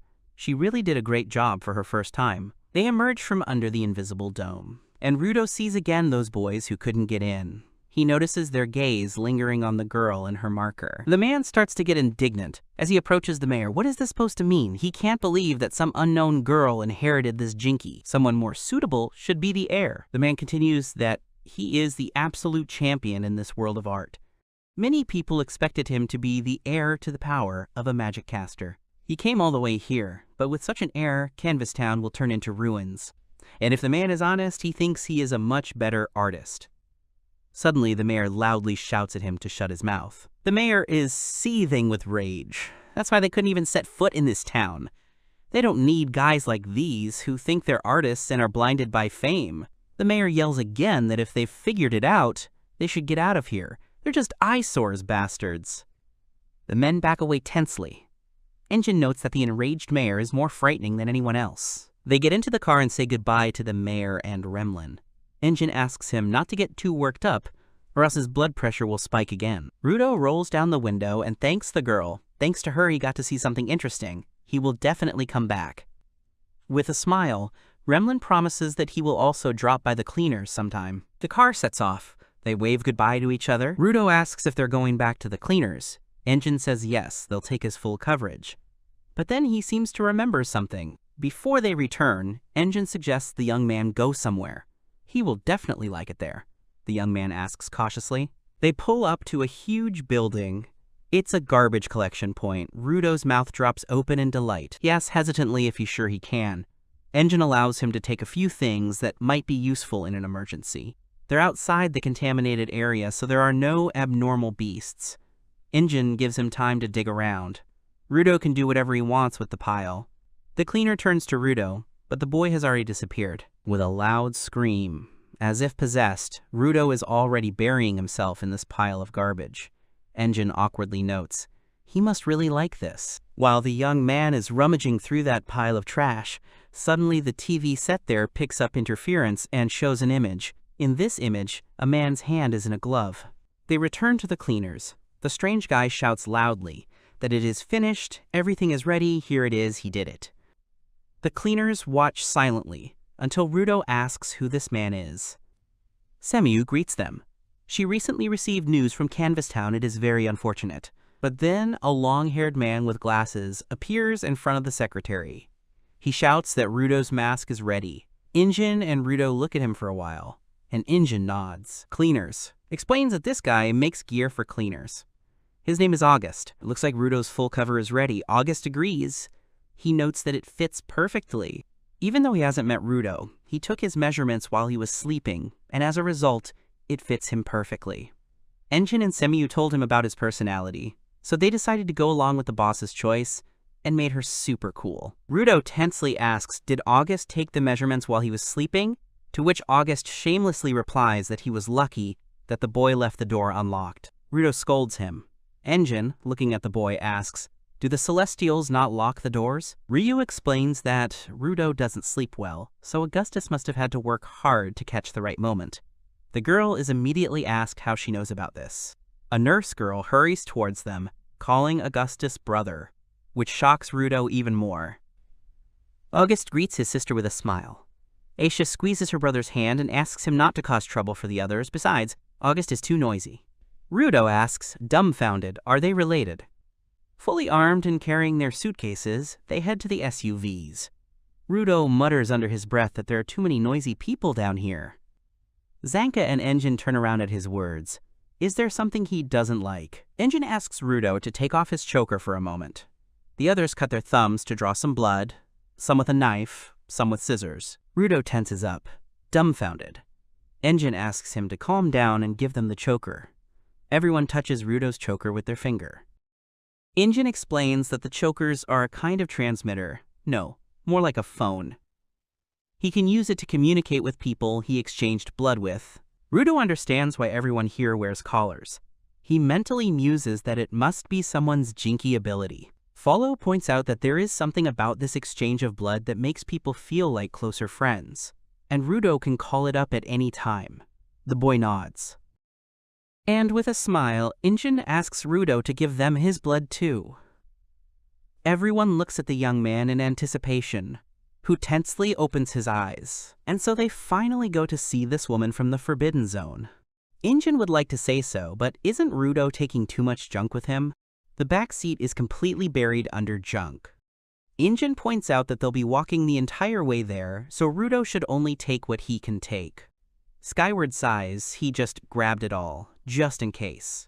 This is Rudo's second visit to the Forbidden Zone. Once they arrive, they will be faced with danger, so the young man must be prepared. Rudo is determined. They arrived in the restricted area. Each cleaner put on his own mask so he could breathe. This is the desert Forbidden Zone of Penta. It's very hot. The cleaner squats down, rolling sand in his fingers. No, it's waste that has turned to dust. Suddenly, in the distance, they notice a pillar of dust. It has begun. Rudo remembers August's words about the covering. First, he puts on his half mask. Then he hooks up his oxygen tank to it. Then he tops it all off with his mask. That will be his full covering. He follows the instructions that pop into his head. A huge anomalous beast appears before them. The cleaners note that Rudo still needs to get used to it. But it becomes fun. According to the witnesses, the woman is further ahead. Injin asks Rudo not to lag behind. The young man nods, well, of course. With these gloves, Rudo will turn the abnormal beasts into dust according to the 3R principle. And he will go looking for that woman. Let the major cleaning begin. One of the cleaners starts recording. The first abnormal beast they encountered in the Penta-restricted area has a shape reminiscent of a scorpion. Due to the thickness of its shell and the way it behaves, it should have a similar attack mechanism to a scorpion. So it's reasonable to assume that it would use its claws and tail to attack. Ryu dodges the abnormal beast's tail by jumping. She lowers herself down and kicks the beast's claw and immediately retreats. Ryu takes out her scissors and cuts the limb of the abnormal beast. The severed limb flies towards Zanka. The anomalous beast snaps its claws. To which Zanka honestly replies that it was not he who cut off his limb. However, the beast still swiftly attacks him. Zanka takes out her staff and asks the monster to be quiet. It is too noisy. He quickly attacks the beast and jumps to the side. Zanka delivers a few more swift blows, easily dodging the pincers. The anomalous beast attacks again, but Zanka pierces its limb with her staff. However, the beast manages to grab the janitor's staff. Zanka raises her staff along with the beast. The sounds bring other abnormal beasts running. They surround Zanku. The boy looks up and sees Injin flying out of the sky towards the monsters, clutching a spinning umbrella in front of him. He quickly uses the 8 slashes technique. The 3 of them fight the abnormal beasts. Injin looks up at the monster in front of him and states that he missed, so he leaves it to him. Another cleaner, Rudo, quickly moves into the attack. A black keyboard appears in front of him, on which he types something. There's a girl standing in the distance. Her hair is dark and reaches her waist. She sniffs. She smells the scent. Have they really come to see her? The young man types something on the keyboard, and keys burst out of it, which quickly attack the monster. Looking at the defeated monster, Rudo calls the beast a fucking bastard and gives it the middle finger. A whirlwind of dust rose up and obscured the view, and Rudo, trying to clear his throat of dust particles, coughed violently. With great effort, he forced his eyelids open, squeezing them tightly shut, and immediately began to rub his eyes, trying to improve his vision. While the young man was coming to his senses, Injin noticed a significant accumulation of scorpion abnormal animals. Smoothing the sand with his palms, the guy came to the conclusion that if those came from underground, then under the sand cover, probably. There was a lot of garbage hidden. A sudden noise distracted his attention, and he turned to Tum, reminding her of the importance of the recording, but stressed that it was unsafe during the battle. The girl agreed, but apparently forgot about it, and reminded that in the restricted area they had to protect her and trusted them. He still asked her to be more careful. Something caught Rudo's attention, and he turned around sharply, but saw only clouds of dust. He suspected that there was something hidden there, and, certain of this, he peered intently into the thick veil of dust for some time. Suddenly, Delman appeared from behind. The guy decided that he had caught something and jumped to the side, trying to grab it but to no avail. Turning around, he saw Delman and Tamsi, which surprised him greatly. The latter noticed that there was an especially large amount of sand today, and they almost lost Rudo. Anyway, the young man did a great job, and Tamsi expressed a desire to see his heroism with his own eyes. He replied that he should not worry and that he would have another chance to see more, and asked him to stay closer next time. Rudo was glad that at least this time he was a little useful. Suddenly, an unfamiliar girl appeared from the clouds into view, and everyone froze in silence, watching her. She slowly approached, giggling quietly. The girl said she knew that they went this way to meet Amo and asked if she was right. Jabber asked the boss if this something was really in the forbidden desert zone of Pinta and if they should start searching there. The girl looked at them silently with a strange look, and after some time of silence, Tamsi asked how long she had been standing there. Delman noted that visibility was poor, but he couldn't believe he hadn't noticed her before. Rudo began to have suspicions about the stranger. Engine suggested perhaps they were looking for her, but that would be too easy. In any case, she didn't look hostile, and they wondered if they could ask her directly. Ryu called out to the stranger and asked if she had seen anyone who could travel between heaven and this world. The girl stopped and said that asking so directly was not good. After some thought, the girl replied that she had seen such a person, and Ryu conveyed her words, confirming that's exactly what they were looking for. Engine suspected that they were lucky, and now they had to find out from her everything they needed to know and get out of there. Suddenly, the girl started coughing hard and said that it smelled bad in here, and it was bad for her lungs. She suggested that they talk inside if they were going to do that. The stranger said that they would not need masks in the house, and Tamsi asked why she did not wear a mask herself. She repeated that the house was nearby and asked to follow her. Ryu grabbing Engine by the hand, she explained that if everything "what does this girl say" turns out to be true, then he will be able to talk to her on his own. But he answered that they would all go to her, and no matter what she had in mind, they just needed to talk to her, and if they had to fight, he would deal with her himself, since he was the best at adapting to any situation. Seized with a chilling horror, Rudd looked around in confusion. Engine was clearly ill, he showed no signs of consciousness, and threw up. Stomach contents. The guy continued to pull out, and the unfamiliar girl watched what was happening with a frightening look. The young man could not believe what had happened. In front of him lay... The engine lies motionless on the floor. Just an hour ago, they were following this girl through the desert, and she was walking ahead, showing them the way, asking them to follow her. Stopping, she pointed to an unusual place, a staircase between the rocks, where there was only one entrance, and reported that they had already arrived at the place. The boys looked at the huge building with curiosity. Tom had never thought that such a structure could exist in the depths of the Forbidden Zone, and decided that it needed to be recorded immediately. Zanka saw this building on the way, but could not even imagine that it was someone's home. Red was amazed, and suddenly felt that, looking at this structure, one could even reach the heavens if they could climb up there. Suddenly the hostess interrupted them, and hurriedly invited them to enter the house. Opening the doors, she let in a gust of wind and invited the guests to come in. The boys hesitated, looking at all this with suspicion. Gris, looking at the interior decoration, thought that the house looked too strange. The girl pointed to the living room behind the chained doors, explaining that she was not quite cleaned up and suggested going into Amo's room. She also reminded guests as she climbed the stairs that they could take off their masks there, as the stench had not penetrated there. She was confused that the guys did not show their faces and considered it an impolite and rude gesture. They silently looked at her, and it seemed to them that the stranger was a little strange. As soon as everyone took off their masks, she enthusiastically began to praise their appearance, saying how cool, cute, and sophisticated they were. The girl sat down in front of them and happily said that she was happy to see their faces. Tum continued to take notes and noted that the room on the top floor was exquisitely decorated, only to be interrupted by Gris, who said that she did not need to write everything down. Rudo looked around and saw many things. He was amazed at the abundance of objects in the house that was in the middle of the desert. A young woman knocking her knees nervously, she started a conversation and asked what they wanted to know. The young man waited for Engine's reaction and glanced at him. They told her that they were looking for a person who could move between worlds, and that she saw him and therefore came to her. Hearing this, the girl suggested talking about those they like. She seemed very happy at that moment. The stranger ominously said that she likes people with a strong smell. For her, the smell was more important than the face. She sniffed and said that the big guy among them she liked the most.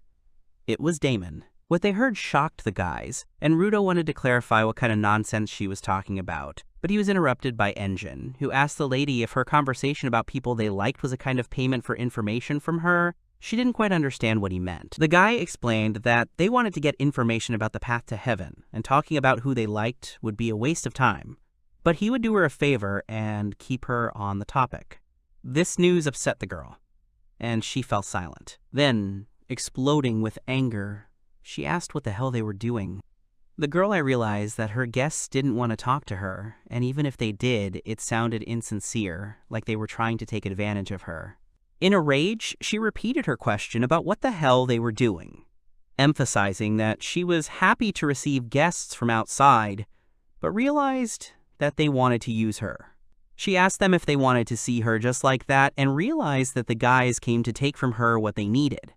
She felt like they were making fun of her. The stranger wouldn't even care if they lied, and said that they came to see her, it would make her quite happy. Injin realized his mistake and that he shouldn't have told her that. He tried to smile and said that he was very interested in her. These words caused a new wave of anger, and the lady screamed at him not to lie to her. She jumped up to him from her place and replied that he wasn't her type anyway. Injin, confused, asked if she wanted to hear what he thought and admitted that he didn't know where to look. The guy asked her to put something on. The girl answered, "What? A man which points to the woman how to dress her is the worst of all," and declared that it's all over. The lady was beside herself with anger and emphasized that there could not even be friendship between them. Engine realized that she's still a giver, and Rudo noticed an interesting detail. The stranger caught his eye with her shoes, or rather, symbol on his boots, identical to the sign on his own gloves. The girl announced the end and handed the rest over to the strong man. A moment later, Delman acknowledged the order and aimed his weapon at Engine. With a deafening sound, the boy fell to the floor, plunging everyone into a stupor. Unable to comprehend what had happened, they stared at the culprit of what had happened. Silence gripped the space. Rudo approached Delman, asking him about his actions regarding the boy, but Delman himself looked extremely unusual and did not answer. The young man's gaze was lifeless. He looked into nowhere and remained silent. Instantly realizing that something was wrong, Rudo, raising his voice, turned to the girl, demanding an explanation about what she did to him.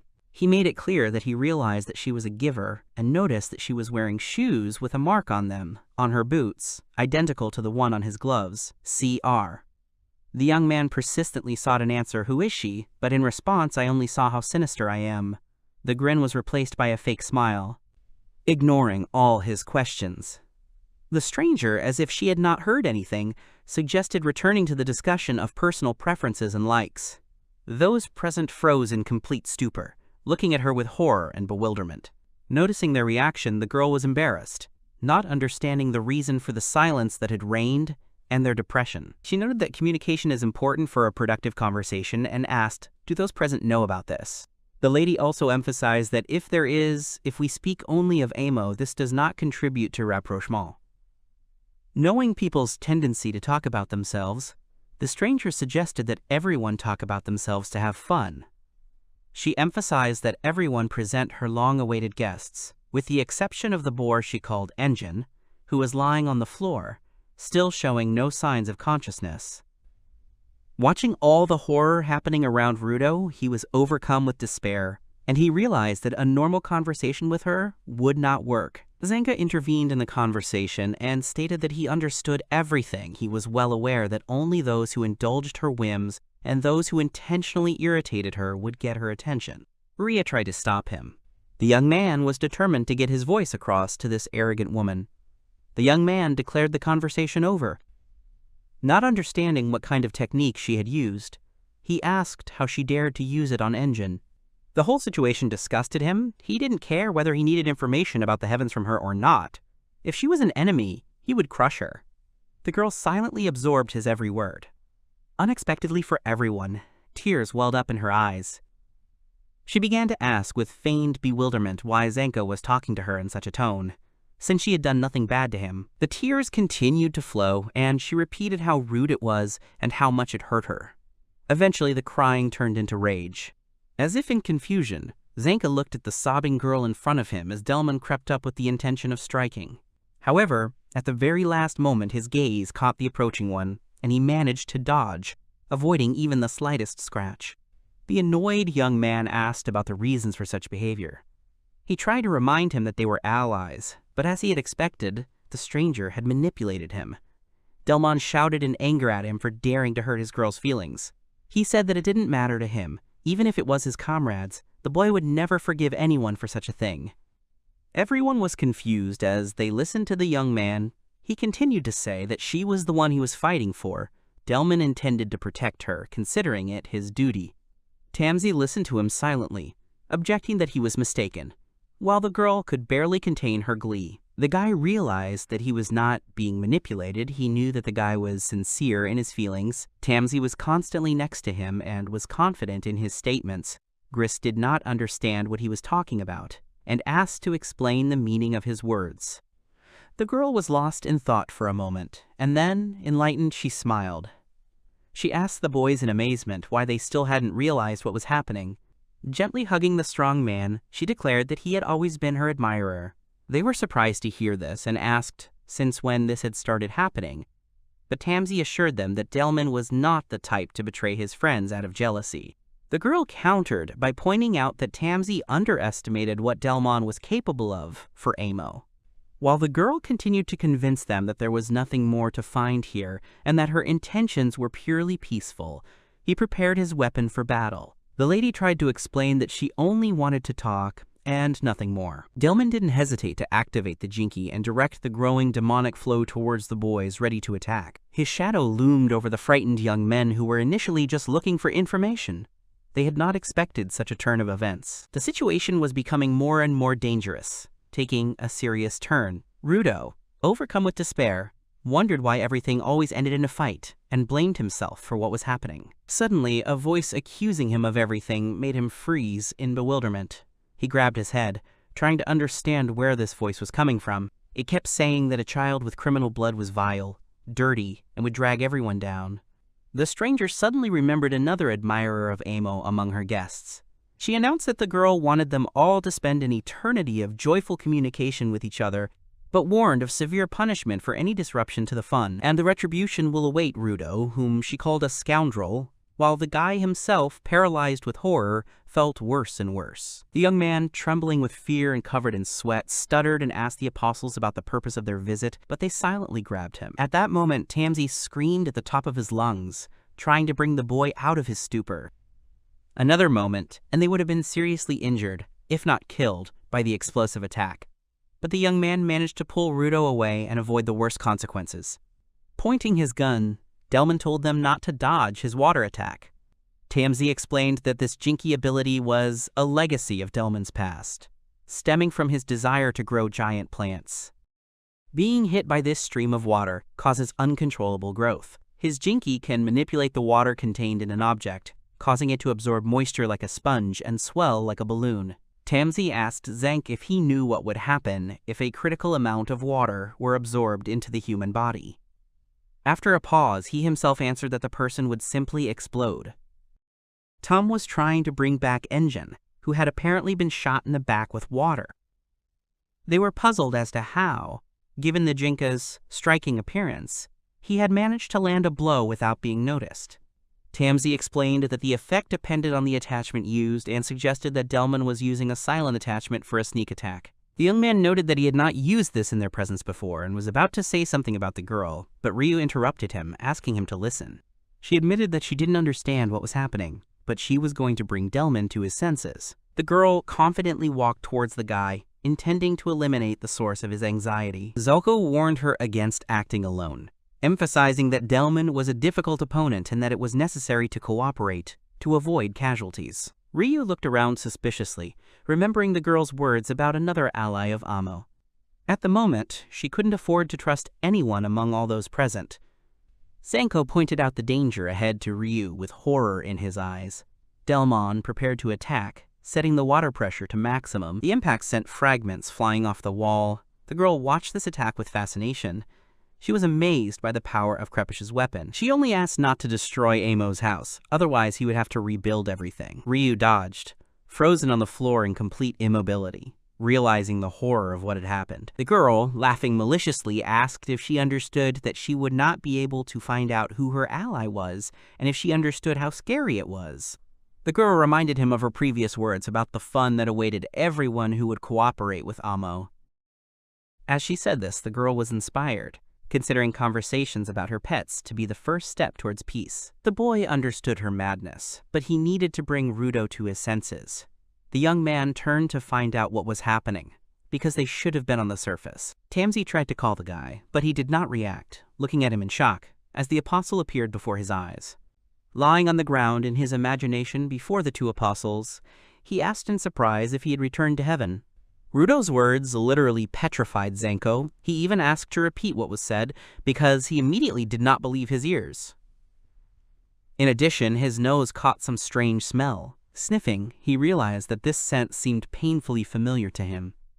At this time, Amo asked the young man a question about how, in his opinion, memories are formed in the head. Objects that come into the field of vision, sounds heard, people around and situations that occur are transformed into memories. The girl said with profound confidence that Amo believed that it was all about the smell. At that moment, features painfully reminiscent of Chiva appeared in her. She offered Rudo to smell the familiar scent, if he didn't want to talk about feelings. The boy watched her in surprise. It was as if the real Chiva appeared before him, wanting him to experience the feeling of falling in love. Noticing the girl, he shouted her name, and at that time she took out a soft toy from behind her back and showed it to him. With a radiant smile, glowing with happiness, she hugged the toy to herself, assuring that her heart was filled with joy and that she would always take care of it with love. Hearing these words, Rudo was first dumbfounded with surprise, and then he was overcome with uncontrollable rage mixed with pain. He remembered how she threw this toy on the ground right in front of his eyes and reminded her of this. With a cry of despair, the young man accused her of throwing the toy away right before his eyes, pointing his trembling hand at her.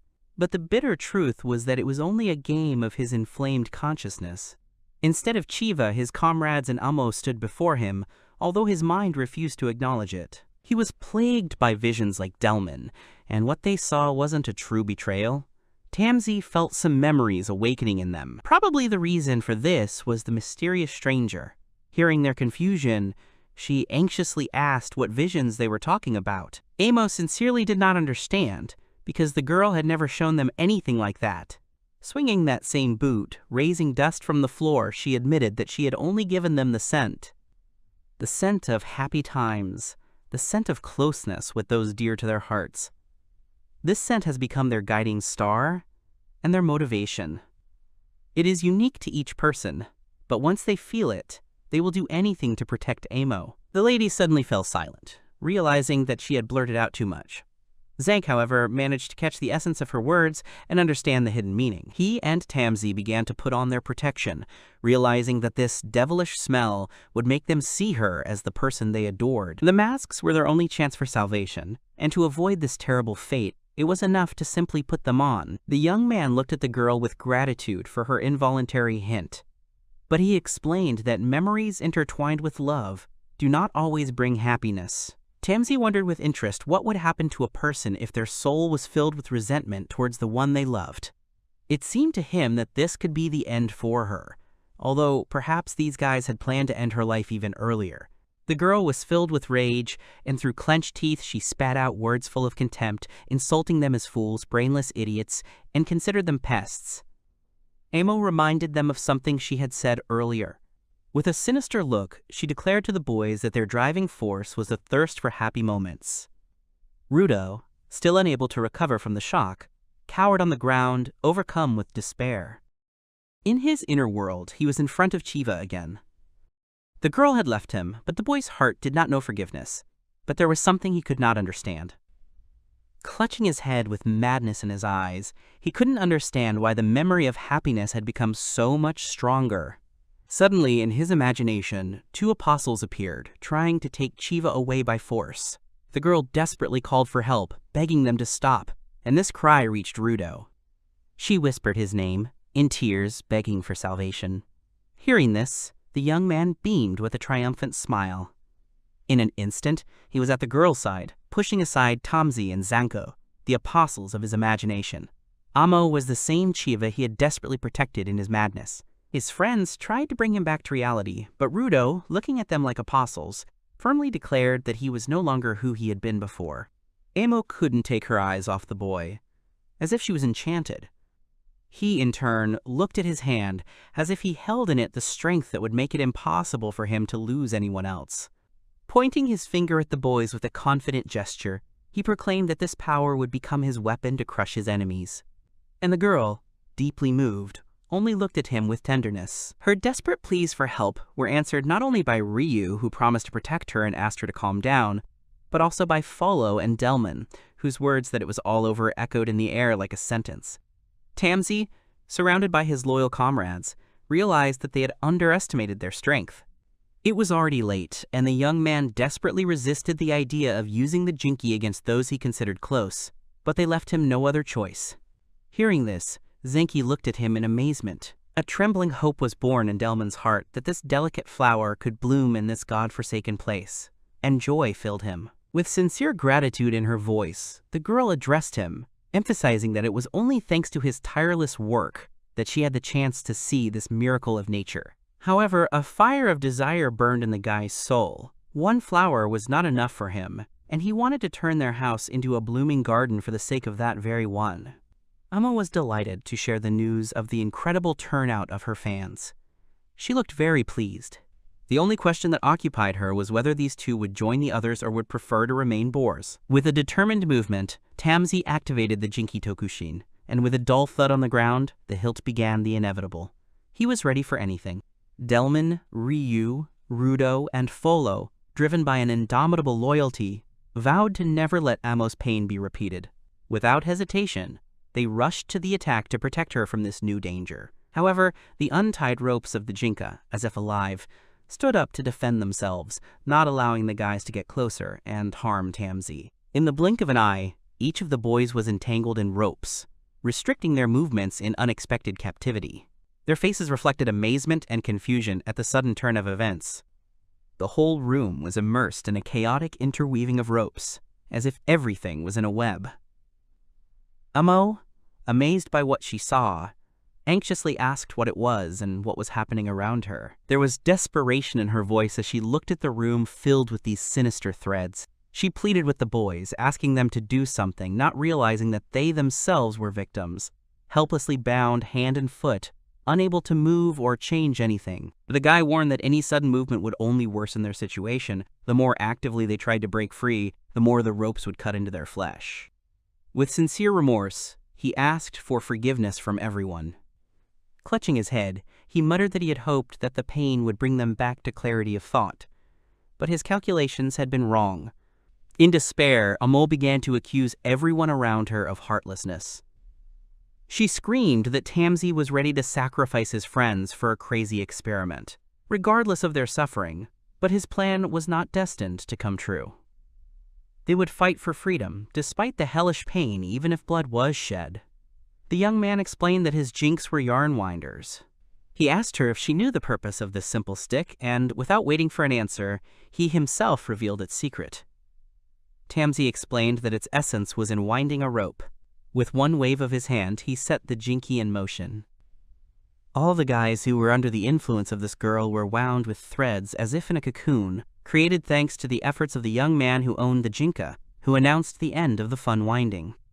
Glancing at the same girl, he declared his work on the completely insane woman complete. She was hanging upside down, her limbs bound with ropes, looking exhausted. Tamzi, addressing her, demanded that the boys be immediately returned to their original, normal state, while she herself was in a suspended position. Standing next to the bound captives, Zanko felt a surrealism bordering on awkwardness. He complained about his usual uselessness, but the boy countered, claiming that this was not true.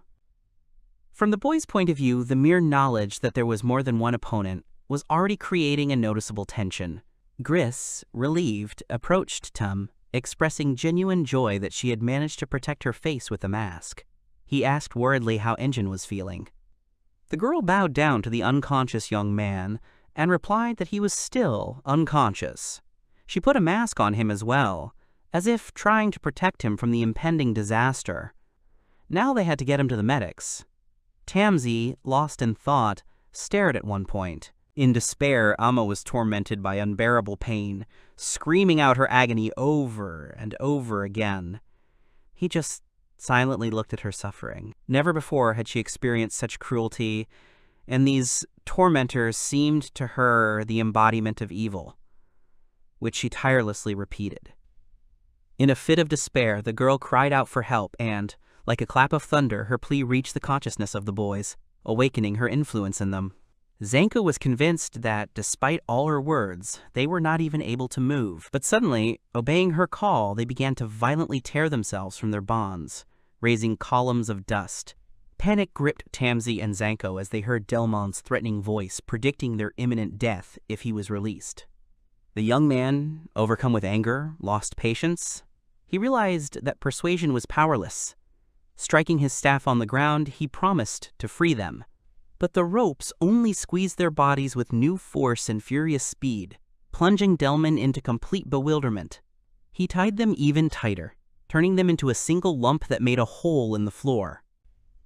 At a dizzying speed, they rushed down floor after floor, leaving behind a gaping hole and destroying everything in their path. Zanko, clutching the rocks convulsively, almost fell into the abyss. The realization of what had happened pierced him with a chilling horror, and he whispered that his friend had crossed all boundaries. Tamsi, having descended to the place where the victims had fallen, smoothed his hair with feigned carelessness, and smugly declared that everything was now fine. The young man who followed him lashed out at Tamsi, asking how he could consider this a good outcome when he had nearly taken the lives of his comrades. His angry outburst was interrupted by a joyful cry from the girl watching from above. She asked if they understood that it was because of their alienation from Amo that the tragedy occurred.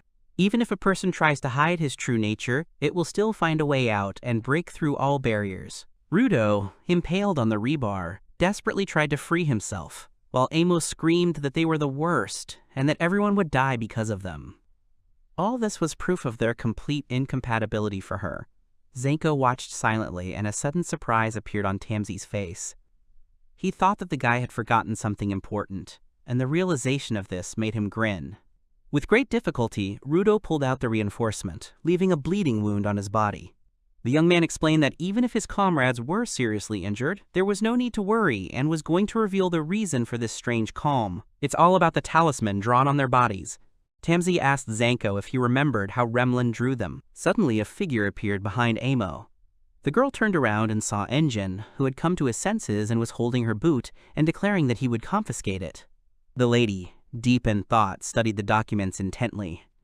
Judging by the photograph, they belonged to Rudo. Her boss suddenly walked in and optimistically declared that the boys would easily get the information they needed about the border. The girl thought that with such a team composition, there should be no problems. However, Corvus noticed her depressed state and carefully asked if it was connected with what was hidden inside Rudo. Her eyes widened in amazement, and she froze in complete bewilderment, not knowing how to answer this question. He asked her with a devilish grin in his eyes if she could share what she saw in Rudo when she first met him, as if he was anticipating her answer. Engin said that it irritated him when a sock was worn only on one foot. Suddenly, something caught his attention, tearing him out of the depths of irritation, and he froze in amazement. The girl, kneeling without a second pair of boots, was not wearing socks at all, and it was this unexpected revelation that caused such a shock in him. With a mad, desperate plea in her eyes, she demanded that the thing that belonged to Amo be returned and desperately tried to reach the frightened young man. He promised that he understood everything and would certainly return her loss. Amo, blazing with anger, begged Engin not to touch her shoes, afraid that the smell of that very person would disappear. The guy looked at the shoes in complete bewilderment, then looked inside to smell the smell. His face twisted in disgust, and he pulled his hand with the boot away. He asked in amazement how she could wear it. Suddenly, understanding flashed, and he asked anxiously if it would hurt him. The lady only demanded with renewed vigor that he stop sniffing them and called him the worst. She demanded her treasure back again and again. Fall was amazed and could not believe that Engine had recovered so quickly and was amazed at the miraculous power of the talisman. Tom explained that the healing had happened when she was trying to patch him up, and then he pretended to be asleep and begged her not to tell anyone about it. Engine reiterated that he was willing to give her the shoes back, but only if she lifted the spell, restoring everyone to sanity. In response, she made a bitter remark about Amo's inability to smell without one foot. Now that no one will be there to protect her, everything will sink back into the ordinary. Delman, as if awakening from a nightmare, could barely comprehend the chaos around him. His eyes wandered, searching for answers, finding none in the ruins. Tamsi was relieved to see the talisman, the fruit of Remlin's efforts, working successfully. They approached the confused Delman, sensing his confusion. Questions swarmed in his head, demanding immediate explanations. The young man, with sincere joy at seeing him conscious, assured him that Amo had only temporarily deprived him of clarity of thought. This scent that she gave them awakened warm memories of loved ones in the guise. That is why Delman and his friends immediately felt a special sympathy for her, as if she was dear to them. Hearing this, the guy was very surprised at first, but then disappointment came and he realized that the girl from his memories would not return to life. Zalko understood that Emo had an unusual and unpleasant gift. If a person lost someone important to him, then the memories of happy moments with them were incredibly vivid and painful than all the others. Even if the guys were able to return, reality would still remain harsh. When everyone came to their senses, they had to put on masks. The guy returned the girl's boot, and she greedily snatched it from Engine's hands and hurried away. Zanko, expressing obvious dissatisfaction, asked what he was doing. He emphasized that even if he failed to obtain the information and they left, the danger emanating from this girl would still remain, and it was impossible to simply close one's eyes to it. The young man objected that despite this, she was just a weak girl who only had Jinky. He was not going to deprive her of her treasure, but would try to convince her not to harm others. The girl began to complain about her miserable life and destroyed home, wailing and asking if they themselves were not ashamed. These words made Zanko angry and irritated. He was outraged by such impudence. At that moment, Rudo began to take off his mask, and the young man noticed how he moved away. The girl shared her thoughts with the boss about the fact that she had seen quite a few people, about what was in the young man that distinguished him from the others, and it was not about his Jinky. The reason was something else. Momo noticed Rudo take off his mask and approach her. She asked him if he liked her scent so much that he was looking at her so fascinated, but he just stared at her frozen. He was silent for a couple of seconds, not taking his eyes off her, and then suddenly clenched his fist and hit her, knocking her off her feet. She was taken aback at first, and then looked at him in bewilderment and asked what it was. The guy with a crazy expression on his face stood over her, ready to strike again. The young man began to beat her furiously, and Amo could do nothing to resist, only took the blows. She was terrified by the thought of what was growing inside Rudo. In simple words, something was growing inside him that could destroy everything around him. The young man completely lost his mind and was going to continue beating the girl without stopping, but they tried to stop him. Everyone stood there in amazement, unable to comprehend the sudden change in him. Fall desperately called his name, but there was only stunned silence in response. He called for him to stop and come to his senses, explaining that he had gone too far. Amo lay prostrate on the ground, her face, torn from blows, bleeding, and traces of recent tears betrayed unbearable pain. Fall tried to get through to his mind and explain that they had understood the essence of her ability and that there was no need for a brutal and cruel beating of the girl. The guy sincerely hoped that his words were understood, but in response, the young man heard only a question about what if his enemy is a woman. Rudo asked him if he should let her kill his friends, not having the right to protect them. He wanted to know what to do if the enemy is a woman, and whether he had the right to fight her back. There was madness in his eyes. He was obsessed with only one thought. The young man declared that he could not live bound by such rules. Fall tried to explain to him that he didn't mean it that way. He just wanted to say that she was defenseless against him, but in response he got a cold retort that she wasn't defenseless and that she was a giver. Rudo said in an angry voice that it was Amo who had plunged them into this chaos, and it was important to remember that she had not just attacked them, but had also tormented their souls, penetrating into their most secret memories. Frozen in front of the girl's motionless body, he was convinced that he was right, believing that she deserved this cruel retribution. Injin, keeping silent, listened to his thoughts and answered that he understood him. He asked about further actions to obtain the necessary information from her. Rudo's gaze fell on Amo, and he was pierced by the terrible thought that he could have killed her. He looked at Injin, recognizing his terrible mistake, and the realization of the tragic consequences of this act made him go cold, and his body began to sweat. The young man tenderly embraced the boy and headed for the exit, wanting to talk to him alone. At the same time, he asked Tum to take care of the wounded Amo, and the girl was understanding of his request and agreed to help. After they had settled in, Rudo, consumed by guilt, sank into a painful silence, only occasionally glancing at his older comrade. Enjin remained unperturbed and sighed quietly, as if finding solace in the silence itself. Unable to bear the oppressive silence any longer, the boy himself broke it, asking the reason for his silence. In response, he heard that any word would be superfluous, since he himself had already understood the full depth of his offense. They both knew that Rudo had abandoned his original goal, allowing emotions to prevail over reason. Each word was difficult for him to say, but he said that the whole time he was on top, he was gritting his teeth, not allowing himself to give in to anger. The guy was told not to get angry at people and just endure. But the fall down opened his eyes that holding back is equal to defeat. The pain of past events still tormented him when he admitted that, having found himself at the bottom, he again stepped onto an old, well-known path. Before Rudo curbed his temper, he was a vessel that poured out darkness on everyone around him in rage. It seemed that nothing had changed. Whether the boy was at the top or at the bottom, he felt like the same boy, just grown in size. Enjin listened attentively to his outpourings and replied that he liked good women. He admired women whose intellect surpassed his own, women with beautiful bodies, sensual and responsive. He wondered if he was asking too much. The young man was not a fan of those girls who found pleasure in the pain and suffering of others, who remained a child at heart. Turning to Rudo, he asked if his words would anger any woman who heard them.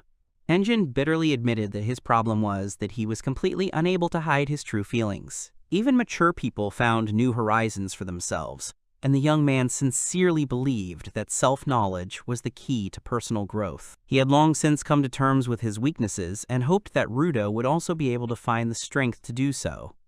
The boy, enchanted by his words, listened to every word, and at the end of their conversation his friend thoughtfully said that each of them had something to strive for. Without taking his eyes off him, he drilled Enjin with his piercing gaze as if trying to look into his very soul. He in turn suggested finding the courage to apologize a little later. Tom tried to explain to Amo that they had not intended to go this far, and her heart was breaking with regret. The girl remained silent, lost in her thoughts, not responding with a word. Dropping her mask, she gave the girl a weak smile and promised to listen to her as much as she needed, and even share gossip with her. With a quiet sadness in her voice, Amo said that she would have made a wonderful mother. In response, she only hesitantly admitted that perhaps there was some truth in those words.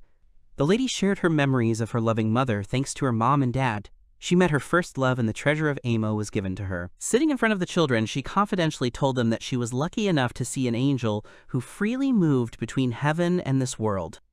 At first, Amo's words seemed incomprehensible to Tum, but soon understanding lit up her face, followed by amazement. She glanced at her comrades, who shared her amazement. The girl asked Amo to repeat what he had said. A little girl wandering through dark alleys noticed a black bird sitting high above her. She told her mother about the encounter over and over again, admiring its black fluffy plumage and finding it incredibly cute. The mother tried to explain to her daughter that the black bird could not return her love and asked her to be silent. Her words wounded Amo to the very heart, and in a fit of anger she screamed at the bird, promising to hate it. The woman gently asked her daughter to leave the bird alone and follow her. The girl looked at her mother in surprise and asked where they were going. She replied that they were going to a place where she would be truly loved. Wandering through narrow alleys, they finally reached the right place where a stranger was waiting for them. Amo stared at him, stunned, not understanding anything. The little girl looked anxiously at her mother, waiting for at least a word. The woman, with a feigned smile, assured her daughter that she was incredibly happy for her. If she had not found this man, then perhaps no one would have loved Amo. Now, finally, happiness awaits her, and the mother's heart rejoiced at this thought. The girl's face brightened as if the sun had come out from behind the clouds. She asked with hope in her voice if he would love her forever. The man took her away, and on the way the girl couldn't help but ask where they were going. In response, he said that there was one special place created just for her, a place where no one could disturb them, their own secluded corner. When they arrived, a huge building towered before them. Amo, amazed, could not believe her eyes, thinking that this was some kind of ridiculous joke. But the stranger sternly explained that it was impossible to leave here, because there was an unimaginable danger lurking outside. Her heart ached with the desire to show this wonderful house to her mother and wanted to share her joy with her. But the man interrupted her dreams, cruelly informing her that her mother would no longer be around. From now on, this place is her new home. Madness flashed in the man's eyes. He looked at the girl, who still did not understand what was happening, and told her that he would protect her, feed her, and live with her forever. Amo saw the piles of photo albums and couldn't hide her amazement. She was increasingly surprised looking at the endless supplies of food and clothing. The girl wanted to know if he had bought all of this himself. The man replied that he had, because as a hired worker, he didn't have to worry about tomorrow. But then something broke inside him and he desperately began to convince himself of the truth of his words, until, broken, he collapsed to the ground. Clutching his head, the man screamed that even if it was true, all the carriers despised him. It seemed to him that he did not understand the reason or simply refused to accept it, because outwardly he was an ordinary person. This was terrible for him, because he was once respected at work. Amo, stunned, watched in silence. He, as if in delirium, began repeating her name and asked if she knew that this room was created for a special ritual. With a mad gleam in his eyes, he proclaimed that they were obliged to spend it together forever. The girl gave him an empty look, lost in her thoughts. With a trembling voice, she turned to him, explaining that her heart was pounding wildly during the ritual, and it was unbearably hard for her. The man froze in a daze. Then, with a sinister smile, he said that all this was a manifestation of great love. The words about love struck Amo. She remembered a book in which the heroine's heart beat just as hard because she was in love with a prince. The man confirmed her guess, claiming that she, like that girl, was in love with him. Amo froze, not knowing what to answer, and suddenly it dawned on her she understood everything. Her heart fluttered. The girl believed that it was love and was an unearthly bliss. After the so-called ritual, lying on her back, she gazed thoughtlessly at the sky through the ruined wall. Then her gaze turned to the gentleman, who was holding his boots tightly to his face. He was her first love, opening up previously unknown feelings for her. This made her chuckle quietly from the happiness that had enveloped her. Suddenly the door creaked open. Amo, in amazement, raised her head and tried to see the uninvited guest. The man, no less surprised, asked who they were. The silhouette of a stranger appeared in the doorway, hiding his face under a mask, and he only muttered an apology. Without explaining the purpose of their visit, the strangers unceremoniously entered the room. They began to examine every object, which caused the man's anger, and he asked what they were doing here and who allowed them to barge in like that. The strangers remained silent, which only increased the man's irritation. He emphasized that this place belonged to him and Amo, and angrily demanded an explanation. Jumping to his feet, overcome with rage, he was going to kill them if they did not disappear immediately. He straightened up, ready for a fight. The man was determined to destroy the intruders, beat them to death with his jinx, and threateningly showed them off. But they, like stone statues, silently watched him, and one of them separated from his comrade. He approached so quickly that the man barely had time to notice him approaching. He saw the fist flying at his face, but did not have time to dodge, and took the blow. A powerful blow knocked him down, leaving no chance for resistance. Amo, overcome with horror, rose up and looked in amazement at the stranger, who in the meantime began to take off the man's shoes. While she was watching what was happening, a shadow hung over her, and the girl, not understanding what was happening, looked up at the stranger. Standing silently before her, he extended his hand as if asking for something important to be placed in that palm. His companion, instantly understanding the unspoken request, carefully handed him the very boots he had taken from the fallen man. He held them out forward without making a sound. Bowing down before the astonished Amo, handing her the shoes, he quietly said that they would suit her better. The girl just looked at them, speechless, and he continued to explain, saying that these boots would help heal the gaping wound in her heart. At first, she instinctively pressed her hands to her chest in fear. But then, obeying an unknown force, she loosened her grip and timidly extended her palms. The stranger silently placed the shoes in her hands and, without saying a word, passed by. Looking up at the sky through the gaping hole in the wall, he said that it was as if that very place was very close. Extending his hand to his comrade, he called him to follow him. Standing with his back to her, the stranger shared that until the right time came, he would lend her these boots and asked her to use them carefully. Amo, without saying a word from the very beginning, looked at him enchanted and tears rolled down her cheeks. Something unearthly with huge wings stood in front of her, and the girl thought it was an angel. Suddenly, this mysterious stranger simply stepped out through the hole in the wall. The flapping of his wings created a vortex of wind, causing Amo to cover her face with her hands, her hair flying in chaos. Walking to the wall, she watched in fascination as the angel rose higher and higher. The girl watched them with boundless joy. The sound of footsteps was heard from behind. It turned out that the gentleman had come to his senses, and she turned around and saw him. With the naive spontaneity of a child, Amo began to ask if he had seen those angels, real ones, not painted ones, and then, remembering the blow, she became worried about his wounds. In a rage, he pushed the girl away, shouting that they were his shoes and accusing her of stealing them. The man was beside himself with anger, insisting that he would never allow someone like her to touch his things. Amo froze in horror, and her eyes reflected only all-consuming fear. In a fit of uncontrollable rage, he rained down kicks on her, accompanying them with insults, calling her a thief and a piece of trash. With hatred in his voice, the gentleman shouted questions about how many times she had to be told before she got it, and when it would happen. Even if her senses were dulled, even if she had lost the ability to feel anything, a new, unfamiliar noise was born in her heart. She assumed it was because of these boots, and suddenly realized that they seemed to be made for her. They fit her perfectly, and that meant only one thing. They were hers now. From that moment on, she swore that she would never give them to anyone. Amo cast a withering glance at her master. Injin and Rudo joined the others, and the young man asked for permission to talk with noticeable hesitation.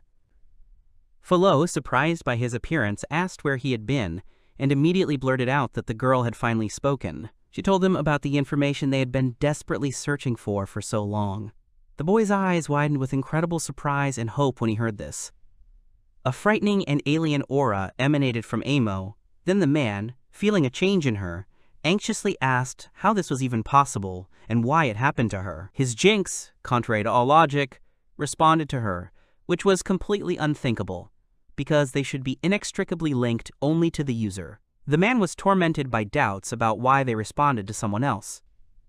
Amo, clutching the shoes tightly in her hand, answered him that perhaps they did not belong to him in the first place, and that might be the reason. The girl did not know what jinx were, but she felt that they suited her perfectly and, most importantly, they filled the gaping void in her heart. With them, she felt as if a missing part of herself had been found, as if a dead battery had come to life again, filling her with energy. After listening to her, the man smiled, slowly approached and tried to snatch the shoes from her hands. He said that you can't steal other people's things. The gentleman tried to explain that the girl did not understand basic things and asked if she understood his words. But she only asked in bewilderment what he was talking about, because he had stolen these things from someone at some point. Moreover, she was a good girl, and the angel confirmed that these boots suited her perfectly, and that should be enough. The gentleman, with growing aggression, demanded to explain what was going on. He was unable to comprehend the reason for her disobedience, as if he had dug his boots with pincers. The question was growing in his head that she would really no longer obey him. The girl explained through a storm of emotions that a whole ocean of feelings was raging in her soul. She tried to seem strong, but irritation was breaking through the mask of courage. However, the main thing that tormented her was an uncontrollable desire to do something terrible.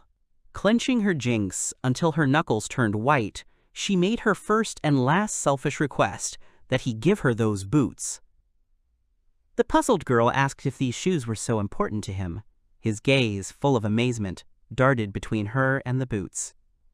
And suddenly, like a beast, he shouted with furious rage that he would never give up these jinks. The man, irritated by her pleas, coldly snapped that no amount of asking would make him give in.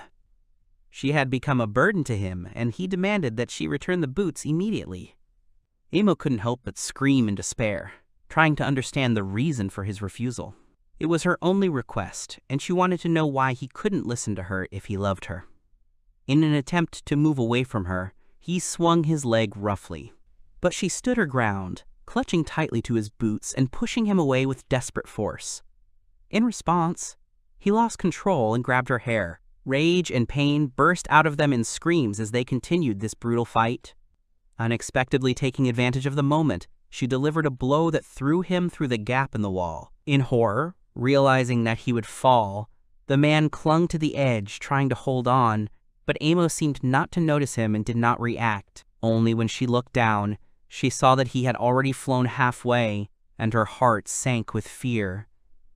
The next moment, she saw only a scarlet spot. She couldn't understand how everything turned into a tragedy. Questions tormented her. The girl wanted to know what Amo's life was like and what life awaited her. The girl wondered why she ended up here and why her mother gave her to him. Suddenly, the thought struck her that she had been sold. She desperately tried to cast aside this terrible guess, to convince herself of the falsity of this assumption, and invented her own truth. It was all about love. Amo brought the boots to her face, inhaling their scent. The scent was the epitome of a beautiful first love from a man she could never forget. An unknown force awakened deep within her soul. Now she wanted to meet more people in the desert, and wanted different personalities to love her. After months of wandering across the vast expanses, the heavens opened, and angels appeared before the girl's eyes. In her story, the angel appeared only once. While she was enthusiastically drawing something on the ground, those gathered listened to her every word, spellbound. Gris was at a loss as to how they had appeared out of nowhere, and Tum, with a heavy heart, imagined how hard these days had been for her. Zanko, however, was distrustful of the angels, believing them to be nothing more than grievers with wings. Tamsi wrote it all off as hallucinations, considering Amo to be insane, and Ryu asked how they had overcome the boundaries, to which the girl replied that they probably flew thanks to their wings. Tamsi, inquiring about the time of their return, received an answer from Amo, who was drawing. She said that those angels returned about a month ago. The young man, remembering this date, looked meaningfully at Rudo. Rudo's appearance left much to be desired, and the boy noted with bitterness that it was at that time that Rudo appeared. This information filled him with horror. Silently, with a blank look, he approached Amo to see her drawing. Seeing the image, he realized that it was them, and asked if it was so. Already knowing the answer, he grinned, realizing that the angels had come specifically to them. Rudo took this news with grim gratitude. He didn't care whether these creatures had come for him or not. If they existed, he would hunt them down. At any cost, the young man would learn about the way to get up and why they had killed Legto, and then force them to tell the truth. In his mind, the angels were already dead, both bleeding at Leiko's tombstone. He wanted retribution, for them to pay the full price for what they had done. Amo, looking at Rudo, realized that he had suffered the same fate as her. His heart, like hers, had become human thanks to those ill-fated gloves. She felt that their things resonated perfectly with their emotional wounds. This taught the girl not to drown out the huge emptiness in her heart with other people's things, because her own were more than enough for this. The feelings inherent in every mortal awakened in her, but when she became human, she realized something important. Amo, choking with tears, admitted that she finally understood what the gentleman was doing to her and how unbearably lonely it was to be alone. Wiping away her tears, she whispered that she dreamed of being needed by someone, but she was paralyzed by fear of leaving this barren desert. So Amo waited for someone to come to her and hoped to try to build relationships with people. Trying to calm down, she covered her face with her hands and added bitterly that nothing had worked out as it should have. She realized that Rudo had come to ask for her forgiveness and asked if that was true, but without letting him say a word, Amo bitterly admitted that there was no point in it, because she was exactly the same as him. Most likely, everyone around was mired in anger, ready to raise their hand at any moment to harm, and from this hopelessness it seemed that the world would not change. Enchanted by her words, Rudo found the strength to speak. Crouching down in front of her, he extended his hand to her and asked her to join forces to try to change this world together. Rudo's voice trembled with despair as he looked down and admitted that he didn't know how to do it, but he had hope that together they could find a way. The whole company had already gathered outside, ready to set out. The guys anxiously asked her if she was sure of her decision to stay, and she sadly confirmed that she needed to be alone to sort out the thoughts that were tormenting her soul. Her only wish was to share her experiences occasionally, and she approached Rudo with this request. He only modestly agreed. She stood alone, watching the boys leave. Only their silhouettes were visible in the distance, and soon the desert would have mercilessly swallowed them up, leaving only emptiness. The guys set off in their car, leaving this zone. Unfortunately, they did not learn information about how to cross the border, but at least they learned something that would be useful to them somehow. They knew stories about angels who knew the way across the border, and about Jinki, whose symbols were similar to those worn by Rudo. It suddenly occurred to Ria that the boys' shoes and gloves could belong to the very series the Vandals were talking about. The young man himself looked out the window with sadness and thoughtfulness. As Amo was about to enter the house, standing in front of the door, an ominous shadow appeared behind her. Sensing something was wrong, she turned around in fear. There really was a stranger standing behind her, and anxiety squeezed her heart. With a trembling voice, she asked who he was and what he wanted. As soon as they entered, the silence was pierced by her desperate cries, begging for him to stop and return what was taken. The rage that filled the boy was directed at Amo. He took it out on her by beating her up. His anger was so great that the thought of the presence of these angelic bastards threatened to spill over into uncontrollable rage. Jabber was aware of the ruthlessness of the desert, but even in this harsh place he managed to find his own, albeit peculiar, benefit. Everyone wondered why Engine was driving. The answer was simple, because if it were anyone else, the guy would have fallen asleep long ago. Looking at Gris, he remembered that he was a dangerous driver, and everyone understood that if they had fallen off the cliff, he would not have even flinched. During the trip, the car hit a huge bump, jumping up so hard that the impact on landing was painful throughout the body. The engine didn't care, but the rest of the passengers in the car were shaken too hard, and no one was prepared for that. Unable to bear it, they began to shout at the boy for his reckless driving. In response, he only made excuses, blaming the terrain. From the strong blow, Ryu's wounds responded with sharp pain, and Rudo realized that the Remlin talisman was not able to heal such minor injuries. He asked if the talisman healed fatal wounds, and remembered how the girl said that it did. Moreover, these were injuries inflicted by TMZ, and nothing could be done about it. The guy himself regretted it. Still, since they had entered the Forbidden Zone, visiting a doctor seemed a reasonable step. Luck was on their side, and they decided to immediately take advantage of the opportunity to heal their wounds. Rudo's gaze settled on the familiar surroundings. Every alley was familiar to him. A vague premonition crept into his soul because of the upcoming visit to the doctor. Having burst into the office without knocking, the guys announced their return to a woman whose appearance rather spoke of the masculine principle. The meeting was devoid of any cordiality. Through her displeasure, she asked about the purpose of their visit, reminding them of her busy schedule. Rudo recognized her as the same old man, but quickly corrected himself by calling her a lady. The dissatisfied patient was indignant at her loud voice, complaining of ringing in his ears and begging for silence during treatment.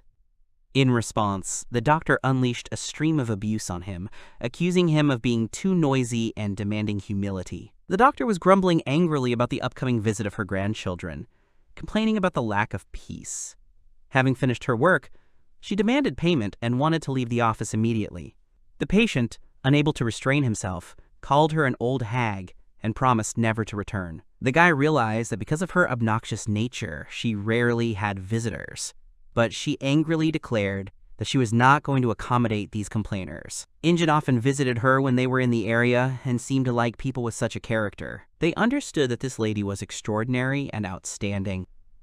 The woman was a very famous doctor who had been involved in the creation of the cure for body pollution since the very beginning of the project. One day, while studying a contaminated sample, she accidentally swallowed it, and her high-pitched voice is a side effect. It probably affected her hearing or something, but in any case, she was considered an oddball. The woman shouted an order to listen to her, introduced herself as Alice Stilza, and demanded to remember this. When Rudo heard her name, he was lost in thought, but his thoughts were suddenly interrupted by the loud cries of a young man. It turned out to be Grandma's grandson, August, who declared to the whole house that sweets were simply disgusting. Aisha, hugging her brother, gently reminded him of the need to be more tactful. Noticing the boys, she was surprised at the same time as August, and they both asked what they were doing in the hospital. Everyone present was amazed that the three of them turned out to be a family. Alice's grandchildren tried to visit her at every opportunity. They lost their parents early, and now learned the basics of medicine from their grandmother. The woman indignantly declared that she would not give the guy a single candy if he continued to complain. After the treatment, Aisha was a little tired and the boys had to go back. August was eager to ride in their car, although they had a motorcycle. He enthusiastically asked how they felt in the restricted area and how his masks worked. Tamsi replied that they were a little uncomfortable and suggested taking a closer look. The boy warned that the shadows would soon arrive and that they'd better get away from this dump. Engine waved him off, saying they'd figure it out themselves. The brother and sister said goodbye and sped away on their motorcycle, leaving behind a cloud of dust. Zenko guessed that they were probably heading home. Rudo was lost in his thoughts. Suddenly the sky seemed to move and objects began to fall to the ground. Engine explained that sometimes such garbage rains happen and the path of the heavens is more or less known, so there are special safe zones to protect against this. This garbage from the sky killed many. Rudo watched this horror in shock. Tamsi noticed that, because of such things, the number of people who hate the sky only grows. And the saddest thing was that even if someone wanted to take revenge and rise up, he would not be able to from beyond the border and would simply die. Ryu found all this amazing, namely Rudo himself and these so-called angels. She wondered how they managed to cross this border. The guy, deep in thought, said that he seemed to have seen something at this border, although he wasn't 100% sure. At first, Tamsi didn't understand what kind of incredible thing they told him and asked to repeat it, explaining everything in more detail. The guy said that his memories were mixed up, but he saw some kind of black hole and couldn't understand what it was. Engine's device vibrated, and he realized that it was him who answered. Hearing Semyu's voice asking where they were, the guy asked what happened and replied that they were coming back and would tell him what they had learned. The girl reported that at the moment they were being bothered by some parasites. It turned out that there were armed people standing in front of their base, clearly with bad intentions. Rudo asked what they were talking about, although the young man himself did not understand what kind of backdoor they were talking about, or what kind of parasites, and did not understand what had happened at all. Engine found it strange that the parasites themselves had disturbed the scavengers, as this had never happened before. Hearing this, the boy realized that they were talking about black beetles, and asked if he was right, to which he received confirmation. Many weapons were ready and loaded. The base was attacked by black beetles, who called themselves marauders. The bandits were jubilant as their shot had hit its mark. They had come for the Skyman, having warned the scavengers in advance of the futility of resistance, hinting at their weakened position. There were sinister smiles on their faces, as if they were anticipating the inevitable success of the operation. Confident in the outcome of the attack, they hoped to take possession of what they wanted without hindrance. Engine kept his cool and declared his reluctance to engage in conflict, citing his recent return from the restricted area. Despite this, the looters continued to escalate the situation, preparing weapons and threatening the scavengers. The invaders warned that if they refused to hand over the Celestial, their base would be filled with new breaches. They threatened to wipe them off the face of the earth for disobedience.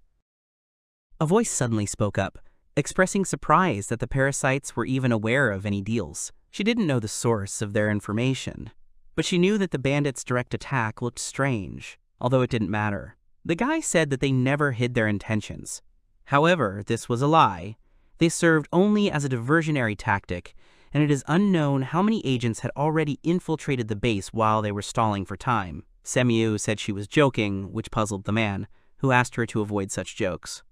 The girl asked what kind of breaches the looters were talking about. When the smoke cleared, the man was surprised to find that the base was intact and unharmed, despite the recent attack. Behind him, he saw his exhausted comrades and asked in confusion what they were doing there, since they had been ordered to get inside. They replied that they had failed to complete the task because of the impenetrable protection. The watcher felt a new attack and felt fear. Permission was required to enter, since the perimeter was protected by the most powerful defenses. Semiyu opened the doors and greeted the bandits with a declaration that guests were unwelcome and that vermin needed to be gotten rid of. She asked the stunned raiders why they were frozen in indecision. Adjusting her glasses and showing no sign of fear, the girl confidently declared her desire to see the limits of her attacker's capabilities. These words enraged the men, and one of them declared that she had asked for it and shot her. Semiyu froze for a moment, analyzing the situation. With astonishing ease, as if time had slowed down, she dodged, calmly caught the projectile with her hand, and threw it forcefully back towards the attackers. The black beetles were numb with horror as they saw their own weapons flying back, and an explosion occurred a moment later. This sight enraged the bandits, and they opened fire again. As before, Semiyu effortlessly dodged all the bullets, moving with effortless grace. She instantly approached one of the men, who was already in a cold sweat, realizing the full horror of what was happening. With one swing of her leg, the girl crushed him in the chin, and then continued to finish him off, deftly dodging the shots of his comrades. Semiyu deprived all the parasites of the ability to attack, and in the blink of an eye, they all lay on the ground. One of the men, overcome with horror, croaked with the last of his strength that she was too strong. Adjusting her glasses haughtily, she advised the marauders to use something more painful and unpredictable next time if they wanted to attack her. Her words were interrupted by a voice calling the girl away. It was Engine who, as expected, knew that the girl could handle everything herself. For Semiyu, they were just a bunch of idiots, and losing would be a disgrace for several generations to come. Grabbing one of the black beetles, she asked how they knew about the location of the Celestial. She did not continue the interrogation, since she already had her own guesses, and Engine understood what was being discussed. He suggested that perhaps the time had come and looked strangely at Rudo. The man, who looked ominous, had already decided that it was time to act.